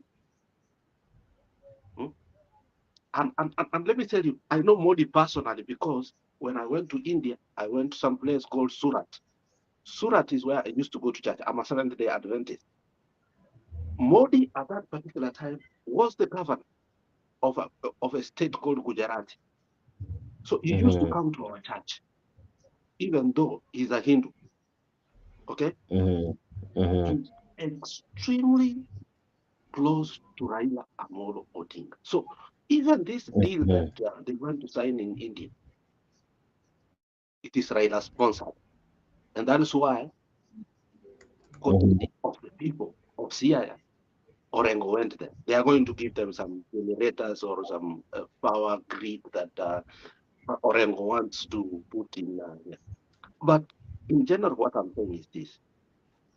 We did not expect, after the spirited fight of contentious election, that Raila is going to start working with William Samoei Ruto. But our people are still disagreeing and saying, Jakes, let me tell you for the record, there are many things that are predicted politically. And because of the cathedral mindset sometimes I have, many people come and at first people will hate me for saying something. And later on, when they confirm, they say that you are right. On this, I will tell you, Raila is working with Ruto. And that is not good for the supporters. Thank you. Jakes, can I make a Alex, quick contribution? Alex, Kenya Rebel, and many. Just one moment. Thank you so much for joining us. We will be telling you why we are discussing this in a short while, and equally I'll be playing a clip as well to inform us even more. But asante sana wewe unajiunga nami. I see Dr. Rika Pakondani, asante sana. Asili to TV, I see you. Thank you very, very, very much. I see Mr. Michael Hood, unaniambia unatazama ukiwa maeneo ya USA. Karibu sana. It's good to see you. Good to have you on the show. Asante. I think you're equally joining us. I can see you. Hope you're well, my brother. Am I muted? Hey, what's going on with y'all, man? Y'all doing all right? You're good? Yeah, it was good, Yeah, man. I we're was coming well. through, So man. how I are tell you? you, yeah, I'm doing all right, man. I was coming through YouTube streams and I saw y'all. Y'all was talking about some like real stuff. Like y'all got your heads together, man. Y'all ain't no dumb motherfuckers. So y'all, you know what I'm saying? Uh-huh. Let me Then have my face again. Yeah, yeah. But let me say, yeah, y'all talking about a lot of real stuff, man. I was listening. I was like, yeah. Dang, man. Yeah, I'm gonna have to come here over here. Like, do you do this often and stuff like this? Yeah, yeah, we do these often from 10 p.m. Kenyan time. I think it's normally around 2 p.m. Yeah, it's US six time. forty five. It's 6:45 p.m. where I'm at. Right now it's 2:45 p.m. Kenyan 2:45. time. Yeah, man. Yeah, cause yo, I was liking your vibe, man. I was liking all your vibes. Like, yo, yeah, I was like, yeah. Mhm, It's kind of hard for y'all to understand how I talk in America, but yeah, I was liking the vibe. I was like, yo, man, they talking about some real stuff, man. Y'all, like, got your head together, man. mhm, Y'all got your mhm, heads together, man. Y'all talking about real stuff, mhm, stuff like that. which mhm. state are you? I'm in South Carolina. You are a South Carolinian. Oh, South Carolina and fantastic. by Florida and You, stuff like that. yeah, your Where senator are is you, Kenya Rebel? Say it again. your I'm in senator is a ATL, black Atlanta. guy. You are No, I in can't hear where? you. You're breaking up. Say it again. I'm saying, who I'm is in your Atlanta. senator? You said what again? Who is your senator? Oh, my senator is Lindsey Graham. He's a fucking white cracker. You know what a cracker is? You know what we call crackers over here? We call white cracker. And I'm white though. You didn't see my face. You know that I'm Mhm, white. Look, I'm white. mhm. Come on, man. Oh, So yeah. So America's fucked up right now, man. America is straight fucked up right now. I'm sorry to cuss or mhm, anything like that. I just kind of mhm. hang. I'm Southern, though. I'm from the Southern states of America and stuff like that. Okay. Oh, okay. Thank you so much. We are discussing Well, let me Kenyan ask you a question. politics. Let I me don't ask know you if one you kind know. of question. Can I ask you a question where you live at? Like over there, Please, like please over here do. in America, they're so worried about color and stuff like that. That like Mhm, they feel black Americans over here look down on Africans that come to America, mhm, and stuff like that. Because they don't understand like mhm, you come to Africa, like they think that they're if you come mhm, to Africa, well, you got so many nations, there's so many different languages and stuff like. What nation y'all in? mhm, I said, what nation you're in?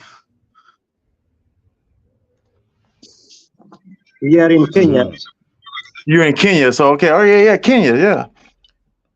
See, they don't know the uniqueness of Africa that has so many different nations and different aspects of it. So like a lot of people don't understand it.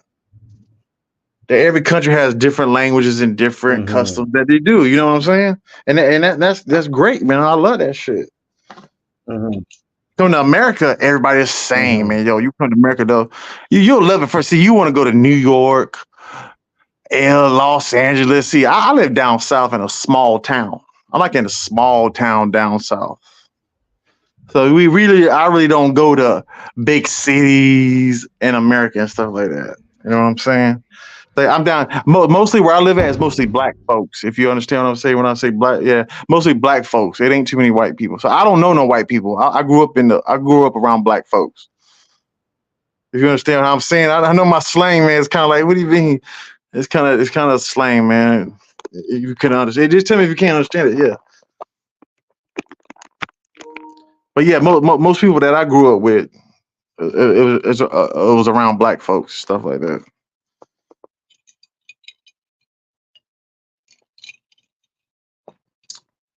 And say, man, see, like America, man, America's fucked up, man. I'm sorry to say, America.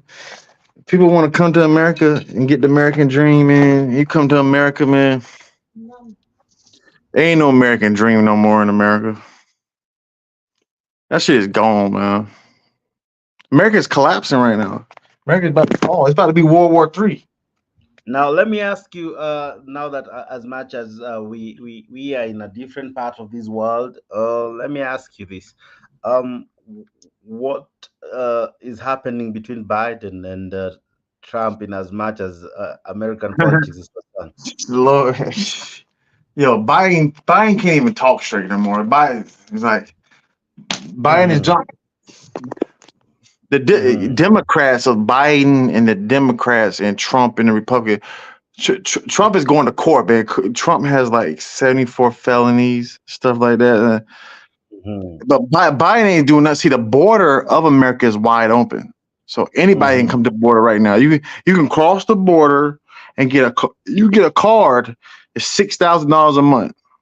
Mm-hmm. Just come across the border. That's all you gotta do, man. You get a card, $6,000 a month. Mm-hmm.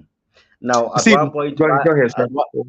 during the final days of his tenure as president, Trump was impeached. Would that strain his re-election? He was to be re-elected. No, that's not gonna affect it. No, Mm-hmm. it's not gonna affect Um, it. do you see him coming back? I do see him coming back, and I don't see him coming back. Because the Mm-hmm. things that we got to What informs your understand. two angles? Go ahead. Mm-hmm. What informs your two sides of view?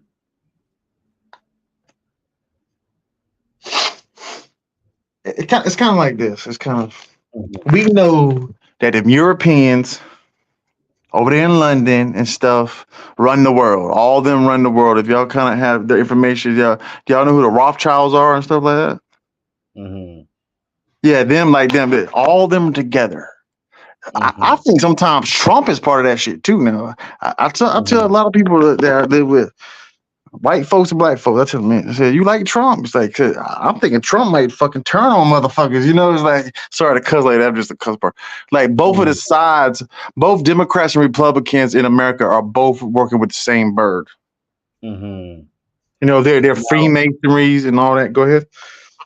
now, these two presidencies, how would it affect their African relationship in the sense of how, for instance, Kenya deals with America and how America looks at Africa or other African countries? How would it affect any of these presidency, either Biden's presidency or Trump's presidency? Would Yeah, there be a change? that's a good question. Mm-hmm. With the African nations, I was hearing a lot like 6 7 months ago about that Putin, Russia was helping out Africa. Is that true? Mm-hmm. So he was helping out more than the NATO nations and stuff like that. Mm-hmm. You know the Chinese is coming in. You know they dirty. Mm-hmm. They taking all the resources from Africa and stuff like that. Mm-hmm. So it's kind Now, of like this, man. mm-hmm. America's about to collapse in 2030. America's Mm-hmm. gonna fall, and the dollar paper that the new American dollar, that's not gonna be Mm-hmm. worth anything no more. Mm-hmm. With the intro of BRICS states and all, how has it affected America? Well, it kind of it affected it a little bit because inflation has went up Mm-hmm. to almost 12%. But see, Mm-hmm. our news over here in America lies to the people. They Mm-hmm. lie to them every day, and our Americans are gullible. You know, they're stupid. They just Mm-hmm. gullible and they just believe it. Don't question nothing. Just go Mm-hmm. what they say. You know, I was like, you stupid motherfuckers. You know that's Mm-hmm. how it is in America. They just go with the narrative of Mm-hmm. what the news tells them. But Mm-hmm. there's a lot of people that are waking up. It's getting to the point. But like these global elitists and stuff, like I'd rather be over there where y'all at because ain't nothing gonna happen over there. Mm-hmm. Everything's gonna Okay. happen in America. Go ahead. Um, uh, Maybe the final question to you. With President Biden and President Trump's presidency, which presidency favored the African continent? Trump was doing a lot for African Americans over here in America and stuff. And he was doing a lot. But see, the media made him look like a racist. Mm-hmm. Him and Ice Cube, if you heard of Ice Cube, stuff like that. Him and them, Mm-hmm. they had plans to help the inner cities and Mm-hmm. communities that were struggling. But the Democrats are the racist people that didn't want to do it. Mm-hmm. See, I don't understand how black folks here in America can vote for Mm-hmm. Democrats for 70 years. Mm-hmm. Like Biden, you know what Biden told black folks here in America? If you vote for Trump, you ain't black. Mm-hmm. What kind of shit is that? Mm-hmm. Now, with that form of politics hold water in the next election? It kind of yeah, because Joe Biden's approval rating is like 32% right now, and What, what, Trump's like 49%. okay. What would be causing that form of what would be causing that change in polling, given that last time Biden was quite ahead and actually he won with a huge margin? What might inform his drastic fall? Well, yeah, when he won in what was that 2020 Hmm. when he won let me see. Okay, they stole the elections. Okay. They had stole it from the American people. Hmm. A lot of black folks are, but they were voting for Trump because they were like, yeah, Trump. He, Trump was giving out money like it was. You get tax breaks if you had a small business or something like that. Trump was doing Hmm. all that stuff. See, the media doesn't say that stuff around Okay. here. Now I didn't catch your name. Are you Michael? Yeah, Michael Hood. Uh-huh. Thank you very, very much. This is Yeah, I'm a Jake. sub to you. I'm a sub to y'all. And, well, what time do you usually come on? We come on from 10 p.m. Kenyan time. Now that I think that's around Mm-hmm. 2 p.m. thereabout in the US. But today we had an early show. That's why probably you were able to catch on Uh us. huh. But probably you can, where you are right now, there's a text coming in. That text will send you a link where you can join us, and maybe whenever we are on you should be able to be notified. I've sent you a link on the private chat. You'll be able to see that, and equally you can subscribe and follow us on our YouTube channel. It's Afric24, where we keep matters Oh, Africa okay. alive, All discussed. right. So on the private chat I've Yeah, equally yeah. sent you a link. I don't know if you've seen it. I see it. Yeah. Yeah, so you can able to follow that and equally subscribe to Afric24 and follow us on that, and as well you can follow us. Let me ask you a question. You ever heard of the Please do. CIA? Yeah, I have. Yeah, yeah. Yeah. It's a bunch of CIA people around here on YouTube everywhere. Hmm. All they do is like being undercover and shit like that. They go to every channel and stuff to see what people saying stuff like that. Hmm. That's what the CIA is doing right now. Hmm. Yeah, Okay. but yeah, Thank you y'all very, cool though. very Y'all much. cool, man. You know, yeah, man. Respect, Yeah. man. I'll Hmm. sub to you, man. Yeah. Thank you very much. And please All spread the right. message. Let many know about our channel, that here they can find the real content on African stories. Here they can make Yeah, man. Yo, known much love for Africa, themselves, man. Yo, much love for what Kenya, we dog. are. And we invite you to Kenya. It's an awesome country. It's a beautiful Mm-hmm. country. We have the finest of weather. We have the finest of nature. So come to our country and you will love it. Africa has Have a you story that I yet have you been to few don't know. Gambia? You been to Gambia? No, no, not yet. But it's a country near our country. So you should visit Mm-hmm. Africa. It's a beautiful continent with amazing people. I'll do that, man. Yo, respect, man. I'll talk to you later. Thank you so much, Michael Hood. Thank you All very, right. very, very much. I'm grateful and I appreciate for your time. Okay, nakwambia, si leo tulikuwa na wale wa jamaa wa kizungu ile ya ndani, English of the nose. Yeah, asante sana Okay. We are Afric 24, and as usual the show must go on. We get so many kinds of people. Yeah, huyo ni jamaa akiwa kule Marekani. Asante sana. Mr. G, I don't know if you're with me. Mr. G. I am around. I was listening to, unajua kuna nini, Mgeni akiingia unajua kuna unampa tu dakika kidogo, at least unawezi furusha mgeni. no, there's nini, nani alikuwa anaongea huyu Ah, this guy of Bangi anaitwanga nani? Huyu jamaa wa Bangi huyu. kuna Unajua kuna nani? matanga kwa kina Shifuna. Yeah, yeah, yeah, yeah. Yeah, So we were to baba, come to that topic when Alex is coming back. We are about to discuss about Sifuna, Lawrence Sifuna, his contribution to politics, and we wish him fairly well, even as he is being laid to rest at them. I think the burial is happening now. Huyu jamaa wa Bangi unamwita nani? Wajakoya. Wajakoya is on the mic sahi, ndio nilikuwa najaribu kumsikiza kidogo. Oh, he's on the deck. I can still add that. What is Wajakoya saying? Sorry for that.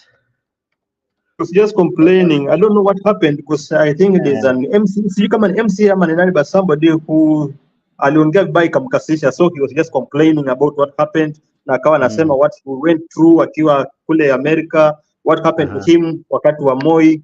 So he's trying to tell a story of what happened or the events that took place. By that time alikuwa bado polisi na some people ambao wanamdarau na alikuwa na polisi. Watu wengine wanasema ni kama kusoma Dieta alikuwa amesoma na amepita. So he was trying to bring up a story. That's why I was trying to listen to him and hear. Yeah. We can hear him together so that tusikie what is Wajakoya, the one jamaa alikuwa jamaa wa Roots Party, correct? Leo kutakuwa na drama. We will have this kwa show ya jioni. But ladies and gentlemen, what is currently happening is the burial of one Lawrence Sifuna in Western, and who is now on the deck is none other than Wajakoya Baba himself. Raila kwani mulere mshirikulia muliro bucheni tulita Raila Amolo Odinga. Haya, Baba Raila Amolo Odinga. Again.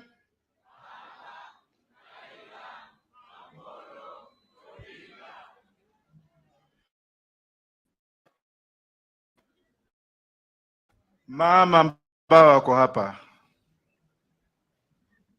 na familia, mapadri wote, kwanza mniombee, manake nimeambiwa na mtu mwingine hapa kwamba mimi navutanga hiyo kitu, lakini nitamsamehe because ni mtoto mdogo namna hii, ni MCA. Mungu amshukuru. I'm going to tell you people, nitawaambia nizokubabolera neneshiro kubabolera. Mtu anaweza kuuliza na huyu wazimu ya bangi alitokea wapi? Kuna gavana hapa nilikuwa naye KIA kwa mwaka mzima tukisoma, kweli rongo, 1989. Na kuna mwalimu wangu hapa, sijui mwalimu wangu ameenda, hebu simama tu. Mheshimiwa Munyasi alifundisha mimi form 5 na form 6 Mumias Boys High School.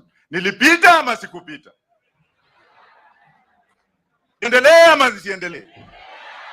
Alafu mnyinyi hapa anakuja na fura hapa, na yeye na mimi tulikuwa kiganjo tukiwa askari kwa kosi moja. Niseme nisiseme? Omanyira bandu bali sasa mbusa ituli ngoro. Mheshimiwa former governor wa Bungoma, ndabu chama, because your father is a hero. I don't know that your father is here. Baba yuko wapi Wangamati? Mnangojea yeye afe ndio mweke barabara inaitwa Wangamati. Bure kabisa.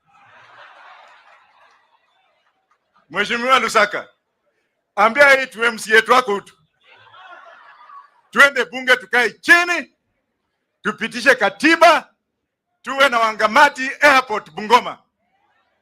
Nimesema ama sijasema?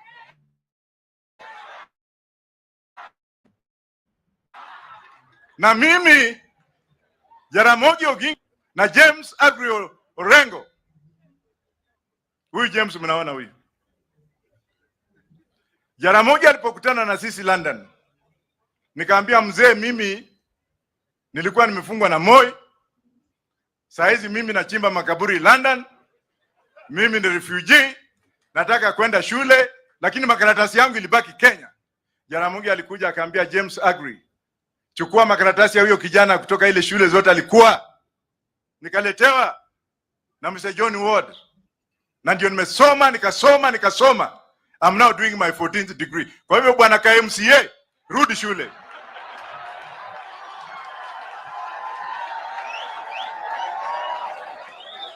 Usija kuambia hata watu ati sisi tuko hapa tunaenda kwa Wetangula. Wetangula my friend, don't remind me of Wetangula. Niseme ama sijiseme? Kwa jana unakuja hapa kama bado kuna makamazi, unaambia watu Wetangula ni mwami. Hata juzi Wetangula ameniita kwenda bunge. Walai sikuwa nimesimama. Nilikuwa askari wakati alikuwa anaapisha bunge. Wakati aliita bwana Karuto hapo. Ni Wetangula mwami Wetangula. Kwa hivyo msalamie Wetangula mbole mno mwami yesi. Sasa kwa Waluya tuko na Waluya mara ngapi? Na hiyo ilisemwa hapa na mheshimiwa yule aliyekuwa mheshimiwa wapi? Kunakuwa kumerokusasa na kukomere kulireko indandi idaiko. Ameongea mpaka nikanyamaza. Huyo mbunge yako wapi? Huyo mbunge wa Bumula, former Bumula. Oyo no msata kwenye kulolembu 2027 na ndanyala kanomba tawe. Amesema kuna Waluya ina ngapi? Wale ambao wacha kuja kutuombea ujinga hapa, tunaenda huko kama baba yuko hapa. Baba bado yuko hapa. Waluke wakati umekaa jela miaka mingi, sisi tumekulilia. Wewe unakumbuka wakati nimekupata pale nikasema nini? Ukikaa hapa unakuja kusimama chobolambo wajakoeso wako nyatawe. Alafu Waluya wakiiba wanasema ati sasa Luya unity. Luya unity ya Mluya ni yule ambaye ameiba. Wakati ameiba anasema nimezingiziwa, Waluya kujeni mkae na sisi na mimi mniokoe. Lakini sio Wetangu, sio nani? Sio mzee. Tunajua wale ambao wameiba. Na ukiwa mwizi beba msalaba yako. Wapi mheshimiwa Sifuna? Tafadhali simama. When it comes to Luya unity, the only person I believe in Luya unity ni mheshimiwa Lawrence Sifuna. Head of history today, because I'm following the footsteps of this man. I will be on the right side of the late Sifuna. Nitaongea courageously, sitamuibia mtu, hata ukitukana mama yako. Niseme nisiseme? Alafu wengine wanasema ati huyu Wajakoya ati ni bangi ya mao. Siembo langendi.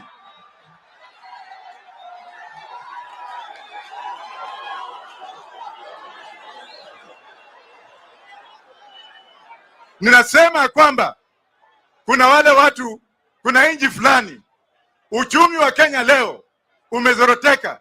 Ukienda kwa uchumi ya Canada, saa hizi walipata nini?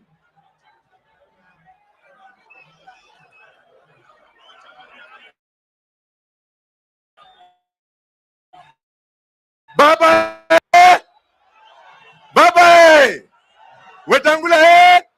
Wetangula Bwana Sifuna, mimi nitasema hivi. Hata tulikuwa tunajua nini inafanyika. Kwa hivyo mimi sitishiki, nakaa kama huyu mwanaume. Kwa hivyo mimi nasema asante, na mheshimiwa Nakumicha, mimi nimekutambua leo. Yale umesema hapo, umesema vitu vingapi? Viwili. Kitu ya kwanza ile ulisema, baba angalia wale wako nje, awaite ndani. Sie mkanefu na kusimire. Orio mno, no, asanteni sana. Hello.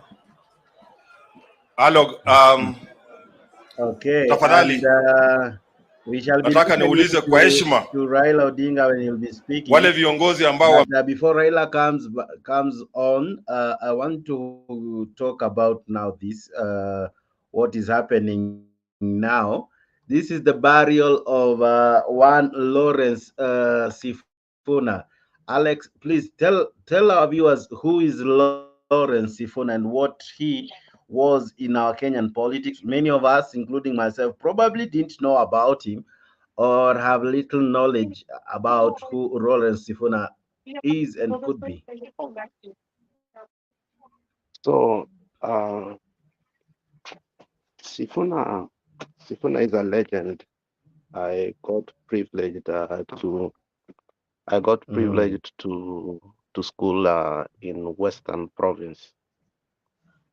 My uncle used to be the provincial commissioner during the Moi's time in Kakamega, but before that he was in Bungoma. So I have a lot of respect for the Bungoma people, because the Bungoma people actually initiated my intellectual capacity. Because they were very hardworking. Refined people like Edwin Sifuna are a product of the Bungoma education. And most of them are either Quakers or Friends. Friends, they don't have Catholic, they don't have charismatics. So those times that I was in Bungoma, there were two politicians that I will never forget. They initiated my political career, and that was Sifuna and Wangamati.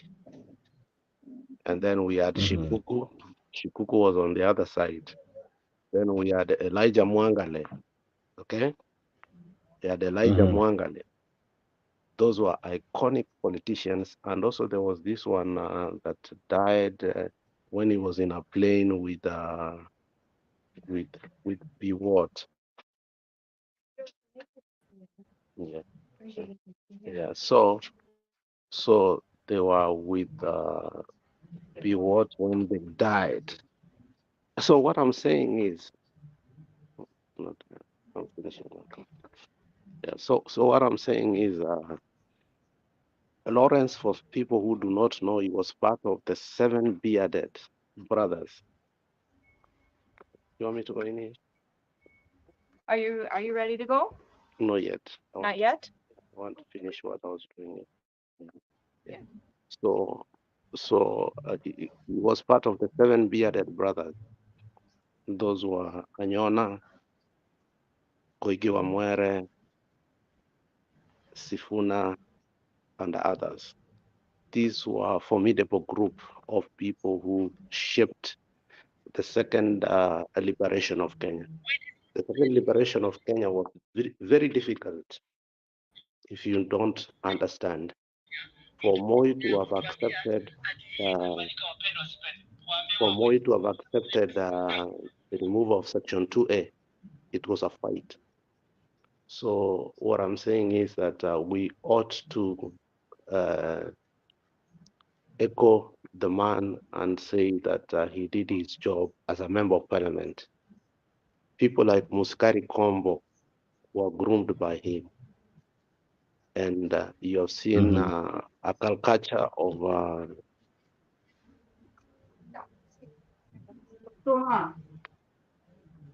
I'll talk to you later. Oh, sorry, Alex is handling some matters.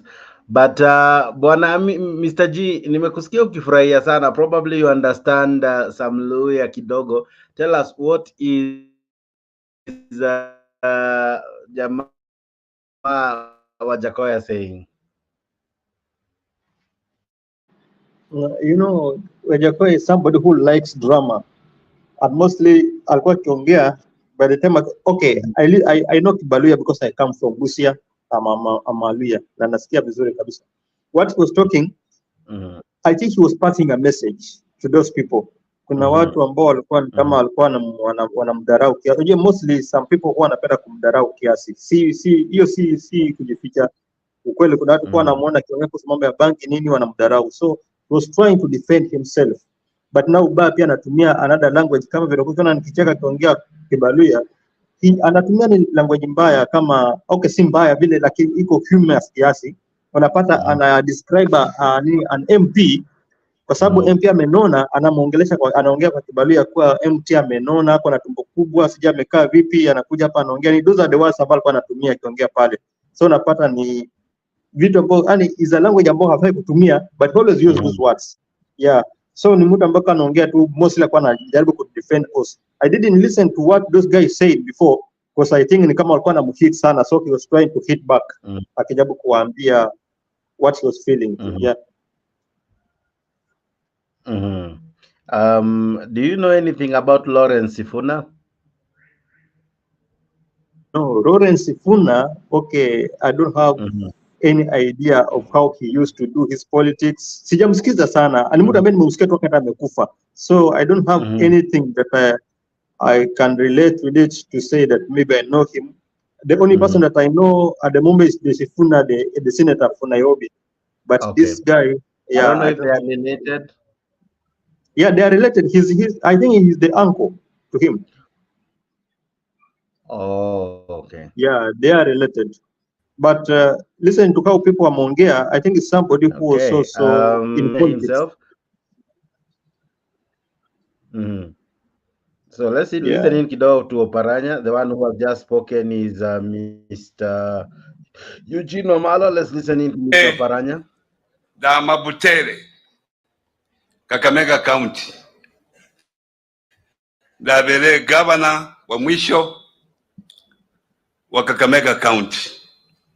Sasa ndi deputy party leader wa ODM na pia ndi chairman wa Azimio Executive Council.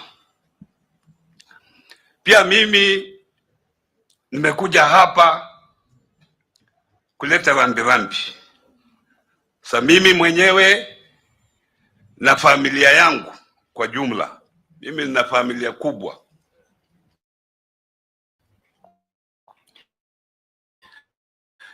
Meleta rambirambi kutokana na kifo cha Lawrence Sifuna. Mimi bahati mbaya tumejuana na Sifuna kama ametoka siasa. So tulikuwa marafiki kama yeye ako nje wa siasa. Ni kwa sababu alikuwa memba wa ODM. Tulikuwa tunakutana na tunaongea tu kijuujuu. Wakati nilisikia amekufa na tulikuwa tumekutana na yeye miezi mitatu iliyopita, nilikuwa na huzuni mwingi. Nikaamua nije hapa niungane na nyinyi kuomboleza kifo chake. Mimi mtu ambaye nilileta kwa siasa ni Wamali wa kijana.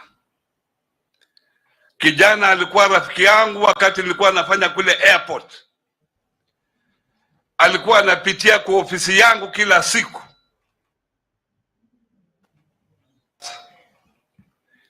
Huyo ndiye alileta kwa siasa, na wakati nilisimama kule Butere kuwa mjumbe mwaka wa 2002,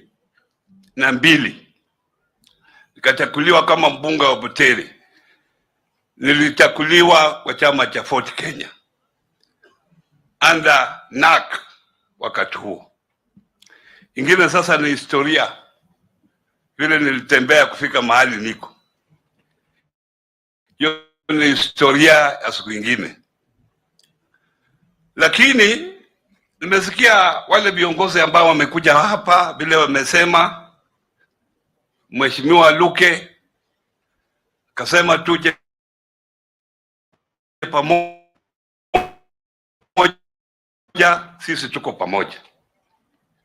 Sioni ule akokana usimame na serikali ndio uonekane huko pamoja.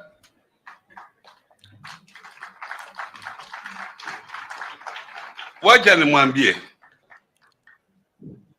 unajua mimi kama Oparanya nataka tuwe pamoja. Nikija hapa nipate factory ya Nzoia inafanya kazi. Watu wengi wetu hawana kazi kwa sababu Nzoia, Mumias hazifanyi kazi vile inatakikana. Na wakati wa siasa tulikuwa tunaambiwa hii factory ya Nzoia tukiingia serikali tutapata machine mpya. Sijui itakuja lini. Nataka siku ile itakuja wasike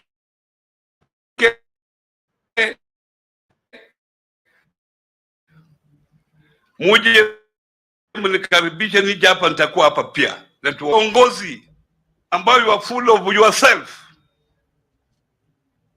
You are obsessed with the leadership. Na umesahau hao watu ambao wako hapa ambao wamepata shida ndio walichukua wewe kuwa kwa hiyo kiti. This holiday season, you, your family and your guests will be spoiled for joys. Wakati huo alikuwa mbunge na akasema ako na harambee kule kwake. Nikatoa shilingi 10,000 siku hizo, nikamupa apeleke kwa harambee. Na wakati ilifika tukaongea, nikasema pia mimi naenda town. Akasema basi nipe lift twende town. Tulipofika town akasema tuna petrol station, nimewacha mtu fulani pale, nataka tumchukue. Huyo mtu tulimchukua, akiingia gari yangu na Wamalwa, kumbe huyo mjamaa alikuwa na shida ya matanga. Sasa alikuwa anatoka kule, Wamalwa alikuwa MP, na wakaongea, nikaona ile shilingi nilipeana ya harambee yote anatoa, anapeana kwa huyo. Sasa huyo aliposhuka, nikasema ni mheshimiwa, si ulikuwa unasema unaenda harambee? Na anasema lakini kitu muhimu si unaona ni matanga kuliko harambee. Isitoshe, wakati tulikuwa tunaenda, nikasema kari yako ilikuwa natufuata nyuma, iko wapi? Sioni. Akasema turudi, pengine wamepata mechanical problem. Turudi, hakuna mafuta. Ile ina mafuta na ile pesa alikuwa nayo hiyo yote huyo ndio alikuwa Wamalwa kijana. As a leader, you must have your people's interests first. That is very important. So tukiwa hapa, tunataka tuwe pamoja, lakini tuweke watu wetu pamoja. Mimi nimekuwa kwa siasa ya miaka 25. Pia mimi niko na experience yangu. Na sisi wa Marama tunasema ukitaka ile fish ile kubwa, mbuta, unaenda kutafuta mbuta kwa baharini kule Mombasa. Ukitaka omena usiokabe mumayabo. Ukitaka omena endo Mumongea na yeye. Unaujua vitimbwi hapo, tafuta hapo. Lakini sasa wewe unataka mbuta, unaenda kwa kitimbwi kutafuta mbuta, hapo utaipata? Nijibu ndio, because nyinyi Waluhya mnajitanganya, ni msilali, mnajitanganya kabisa. Don't be obsessed with leadership. Paka tukae. If you are a leader, why are you not consulting others within the community? You must consult everybody. If you have been given a responsibility, unafanya hiyo. Hiyo ndio kazi yako. Kuleta hapa watu pamoja. Hakuna leader yote ambaye yuko Kenya Kwanza government ambaye ameita mimi kama Oparanya kutoka Butere kuja tukae tuongee mambo yetu. Wako busy. Kini wanasema Waluhya tuko pamoja kwa sababu ya there. Hiyo na aibu kwa watu wetu. Tuweke kila mtu, hata huyu wa roots. Ndio huyu ako hapo wa roots. Wajaka we. Si ndio? Lakini wanasema wache matusi. Kwa hivyo, I am joining all of you who are come here to mourn a hero, and there are very few people who can do what Lawrence Sifuna did. We have multi-party in this country because of Lawrence Sifuna na wengine ambao wako hapo wakina Orengo na Professor na Raila Uhuru. Because what they stood for, they have made us to expand democracy in this country. Kwa mahali pema peponi, hiyo ndio njia ya kila mtu. Sasa nataka nikaribishe mgeni wetu wa heshima siku ya leo, Mheshimiwa the Right Honorable Raila Amolo Odinga, alete rambirambi zake.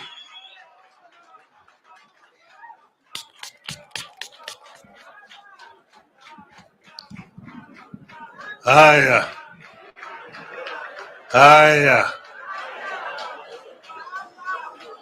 jamii ya rafiki yetu Lawrence Sifuna,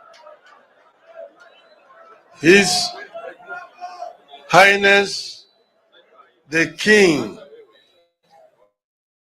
ya Masara wote ambaye mmefika hapa, hamjambo. Mrembe mrembe sua mrembe mia mrembe te mulimu huyu. Simekuja kwa sababu ya rafiki yetu Lawrence Simiyu Sifuna. Huyu Lawrence Simiyu Sifuna ni rafiki yangu, lakini nimekuja kwa sababu huyu Lawrence Sifuna I ni apologize. This shujaa is your ya Kenya. discharge paperwork, okay? So you Ndio sababu nitaambia rafiki zetu zote, ningekuwa na safari ya kwenda ng'ambo, nikasema hapana, nitaahirisha mpaka niyo hapa siku ya leo. Lakini uzuri ya binadamu inajulikana tu Kiswahili ambaye ameenda hapo. Ndio sasa watu wanakuja kusema mambo mengi mazuri juu ya Lawrence Sifuna. Mimi nimejua ya kwanza akiwa kwa bunge ukiwa na James Orengo. Huyo Orengo amesema hiyo experience yao, walikuwa naitwa the young the seven bearded sisters, na hao ndio walikuwa wanatoa jasho kwa bwana Njonjo. Njonjo alikuwa na wachukie sana hawa watu. Hao ni vijana ambaye hawana adabu, hawana heshima kwa serikali. Baadaye tumekuja kuwa na Sifuna katika bunge ya 7 na bunge ya 8.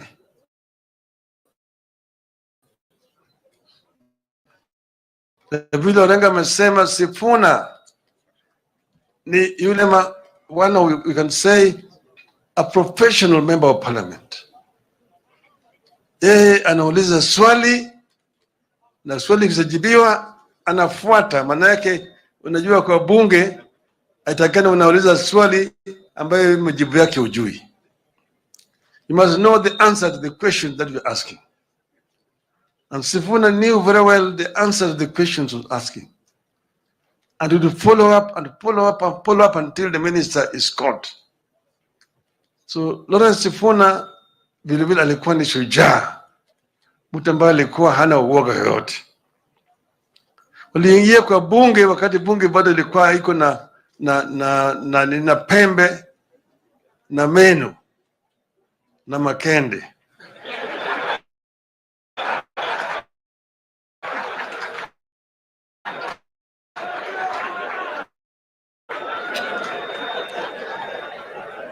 Walitimiza kabisa huko.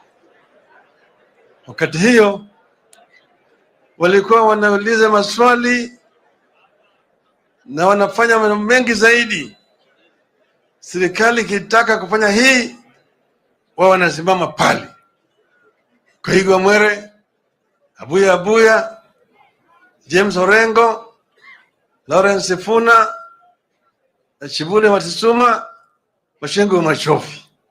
Mimi ndio wajua hawa watu. Wakati huo wao ndio walikuwa katika mstari wa mbele kupigania haki ya wananchi wa Kenya. Lakini jamaa walipoona kama vijana wanachochea sana, wakaleta ile plies ile ya kufinya makende.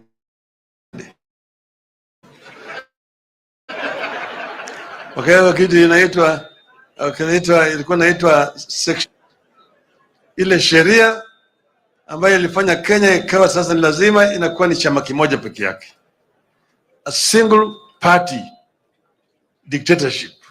Ililetwa hiyo sheria 1982 kwa sababu ya hao watu, na wakaanza watu waenda kushikwa. Chelagat Mutai akatimuliwa, akatoroka, akaenda kule Tanzania. Orengo akashikwa na akatoroka na kadhalika. Lakini Wakenya walipigania haki, na hii tunasema ya kwamba the struggle for democratization of Kenya, there have been two forces pulling the opposite directions. The forces reform and the forces of retention of the status quo wamekuwa wakimenyana. Wale ambao walikuwa wanataka kuleta mabadiliko, wale ambao walitaka mambo yabaki yale yale. Wale ambao walikuwa wanataka utawala ile mzungu ichukuliwe na Waafrika ambao wameingia wazungu weusi na kunyanyasa wenzao. Hiyo ndio unaweza kuangalia uone mahali ambayo yamefanyika maovu wengi. Kuwawa kwa Pio Gama Pinto, Tom Mboya, Jem Kariuki, hata Robert huko. Na umeona vile watu wengine walikuwa wanapigania dhidi haya. Mmoja wao ni Masinde Muliro. Huyu Masinde Muliro nimejua kama mimi ni mtoko mdogo. Yeye alikuwa rafiki ya Jaramogi kamili katika bunge. Jaramogi alikuwa anaita yeye fire. Na Muliro ni mmoja wa wale walipigania kabisa haki ya Wakenya dhidi ya utawala wa ukoloni. Na Muliro haogopi. Wakati sisi tulikuwa tunataka kuunda chama mpya, baada hiyo section 2 ya kukaa kwa muda mrefu zaidi, tukakaa pamoja, tulikuwa tunaita the Young Turks. Orengo yuko hapa, Anyang' yuko hapa, Mwiti hayuko. Tukaketi chini na tukasema tuunde chama. Tukasema tulete wazee waje.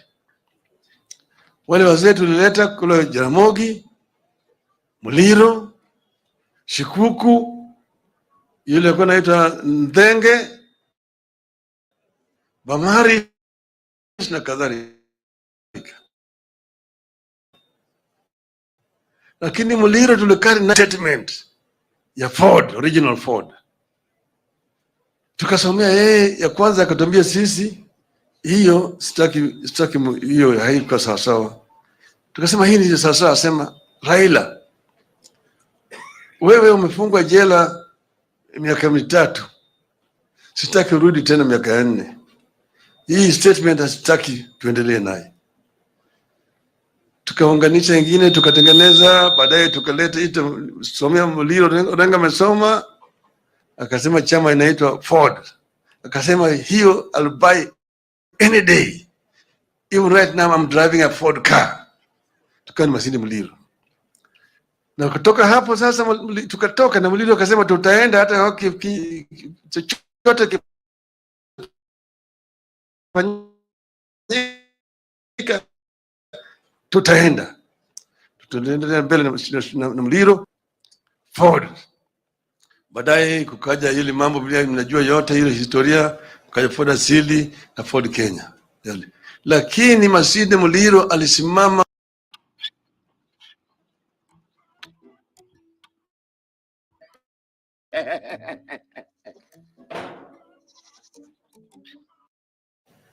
ni kutetea haki ya wananchi. Imeandikwa in the Commonwealth tradition and system, the work of parliament is representation, legislation and oversight. Sasa yani bunge inatakikana hiyo ni inaangalia kazi ya serikali kuu. Lakini kama bunge inafanya kazi ya serikali kuu, sasa nani ataoversight bunge? Sasa kama bunge yenyewe imefinya mateke, manake sasa kama serikali kuu imeleta sheria, bunge itetee haki ya wananchi. Sheria kama sheria ya fedha ambayo juzi walipileta katika bunge, nitakana bunge ipinge. Lakini kama wabunge wenyewe wanaenda pale wanapiga kura kwa ile sheria ambayo ni mbaya, ambayo inafinya wananchi wenyewe, nani atatetea wananchi? Kwa upande mwingine wanasema wanataka kuuza mashirika ya serikali, KPA, ati NOC, ati hizi Mumias, Nzoia na kadhalika. na bunge wenyewe tayari wamesema sheria moja maleta ati bunge isikague kazi ya serikali, na wabunge wenyewe wanapitisha hiyo sheria ati sasa hiyo serikali inaweza kuuza shirika yoyote bila kuleta hiyo mambo kwa bunge tena. Because gani? Wao wenyewe wamejifinya makende yao. Makende wamefinya makende yao wao wenyewe. Ni bunge hanisi, haina chochote. Upande mwingine Orengo amesema hapa ati Bwana Marende ni one of the best speakers that we have had in this country. Because Marende followed the law to the letter. Wakati mwingine mimi na Kibaki tulikuwa tunavutana, Marende akatoa uamuzi wa kweli ya sheria. Sasa kama natakana kama sheria imeleta mbele ya bunge, kwamba wabunge wapewe ya kujadili mambo hiyo. A member can talk on a bill for 2 days. And Shikuku sometimes used to talk for 2 days. These days they bring 2 bills in one afternoon. And they say they must pass all the stages within that one afternoon. Members are told, the speaker has now ruled that a member will go to have only 5 minutes. 5 minutes unaweza kufanya kazi gani? Hakuna chochote. Na hizo bill zote zinapita, wapende usipende. Yani iko pale. Sasa Moses Wetangula ni rafiki yangu. Mimi ndio nilitoa yeye kwa KANU. Walikuwa ni watu wa Nyayo. Mimi ndio nilitoa yeye pande hii. Wakati tulikuwa kwa Ford walikuwa kwa KANU. Sasa yeye amekuwa speaker. Kisheria ya House of Commons, speaker must be somebody who is neutral. A speaker must be non-partisan.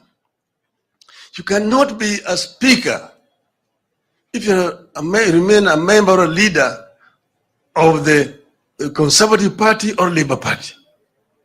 Huwezi. Mpaka ujizulu cheo chako ya kichama ndio wewe unaweza kuwa neutral speaker. My friend Governor sema yeye ni deputy leader for Kenya. Kiongozi wa Kenya ni nani? Kiongozi wa Kenya ni nani? Na taifa wa Kenya na speaker wa taifa wa Kenya ni nani? Hiyo nataka hiyo swali umuulize yeye. If you want to be a true speaker, you must resign from being a leader of Ford Kenya. And then you can be a neutral speaker. Can be able to preside over deliberations of parliament in a neutral way. And then also allow members of parliament to debate and exhaust the debate on a particular issue. Wakati hii sheria zote ambazo zinakuja kutoka kwa ikulu zinapita. Sheria zote zinatoka kwa ikulu zinapita. Kwa hivyo Kenya wako katika hali ya hatari.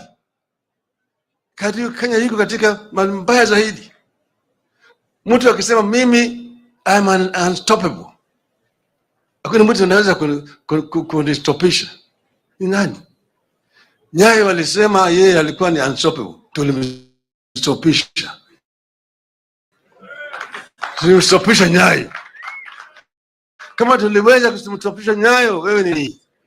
Wakenya watakustopisha. Kenyans will stop you. Kenyans have a right to stop you.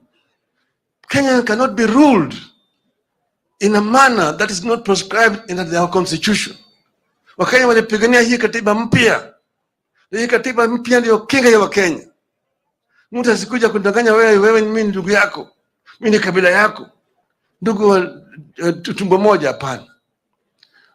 Kitu muhimu zaidi ambayo itatetea wewe ni katiba.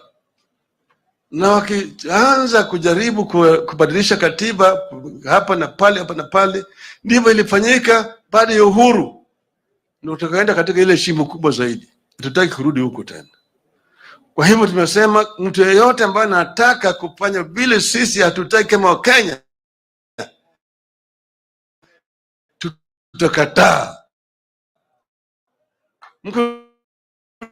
tayari yangu huyo Sifuna angekataa na mimi nasema sasa ili Sifuna aende alale kule vizuri pamoja na Martin Shikuku, Mashinde Muliro, Jaramogi Oginga Odinga, Elie Masinde Wanameme, aende vizuri.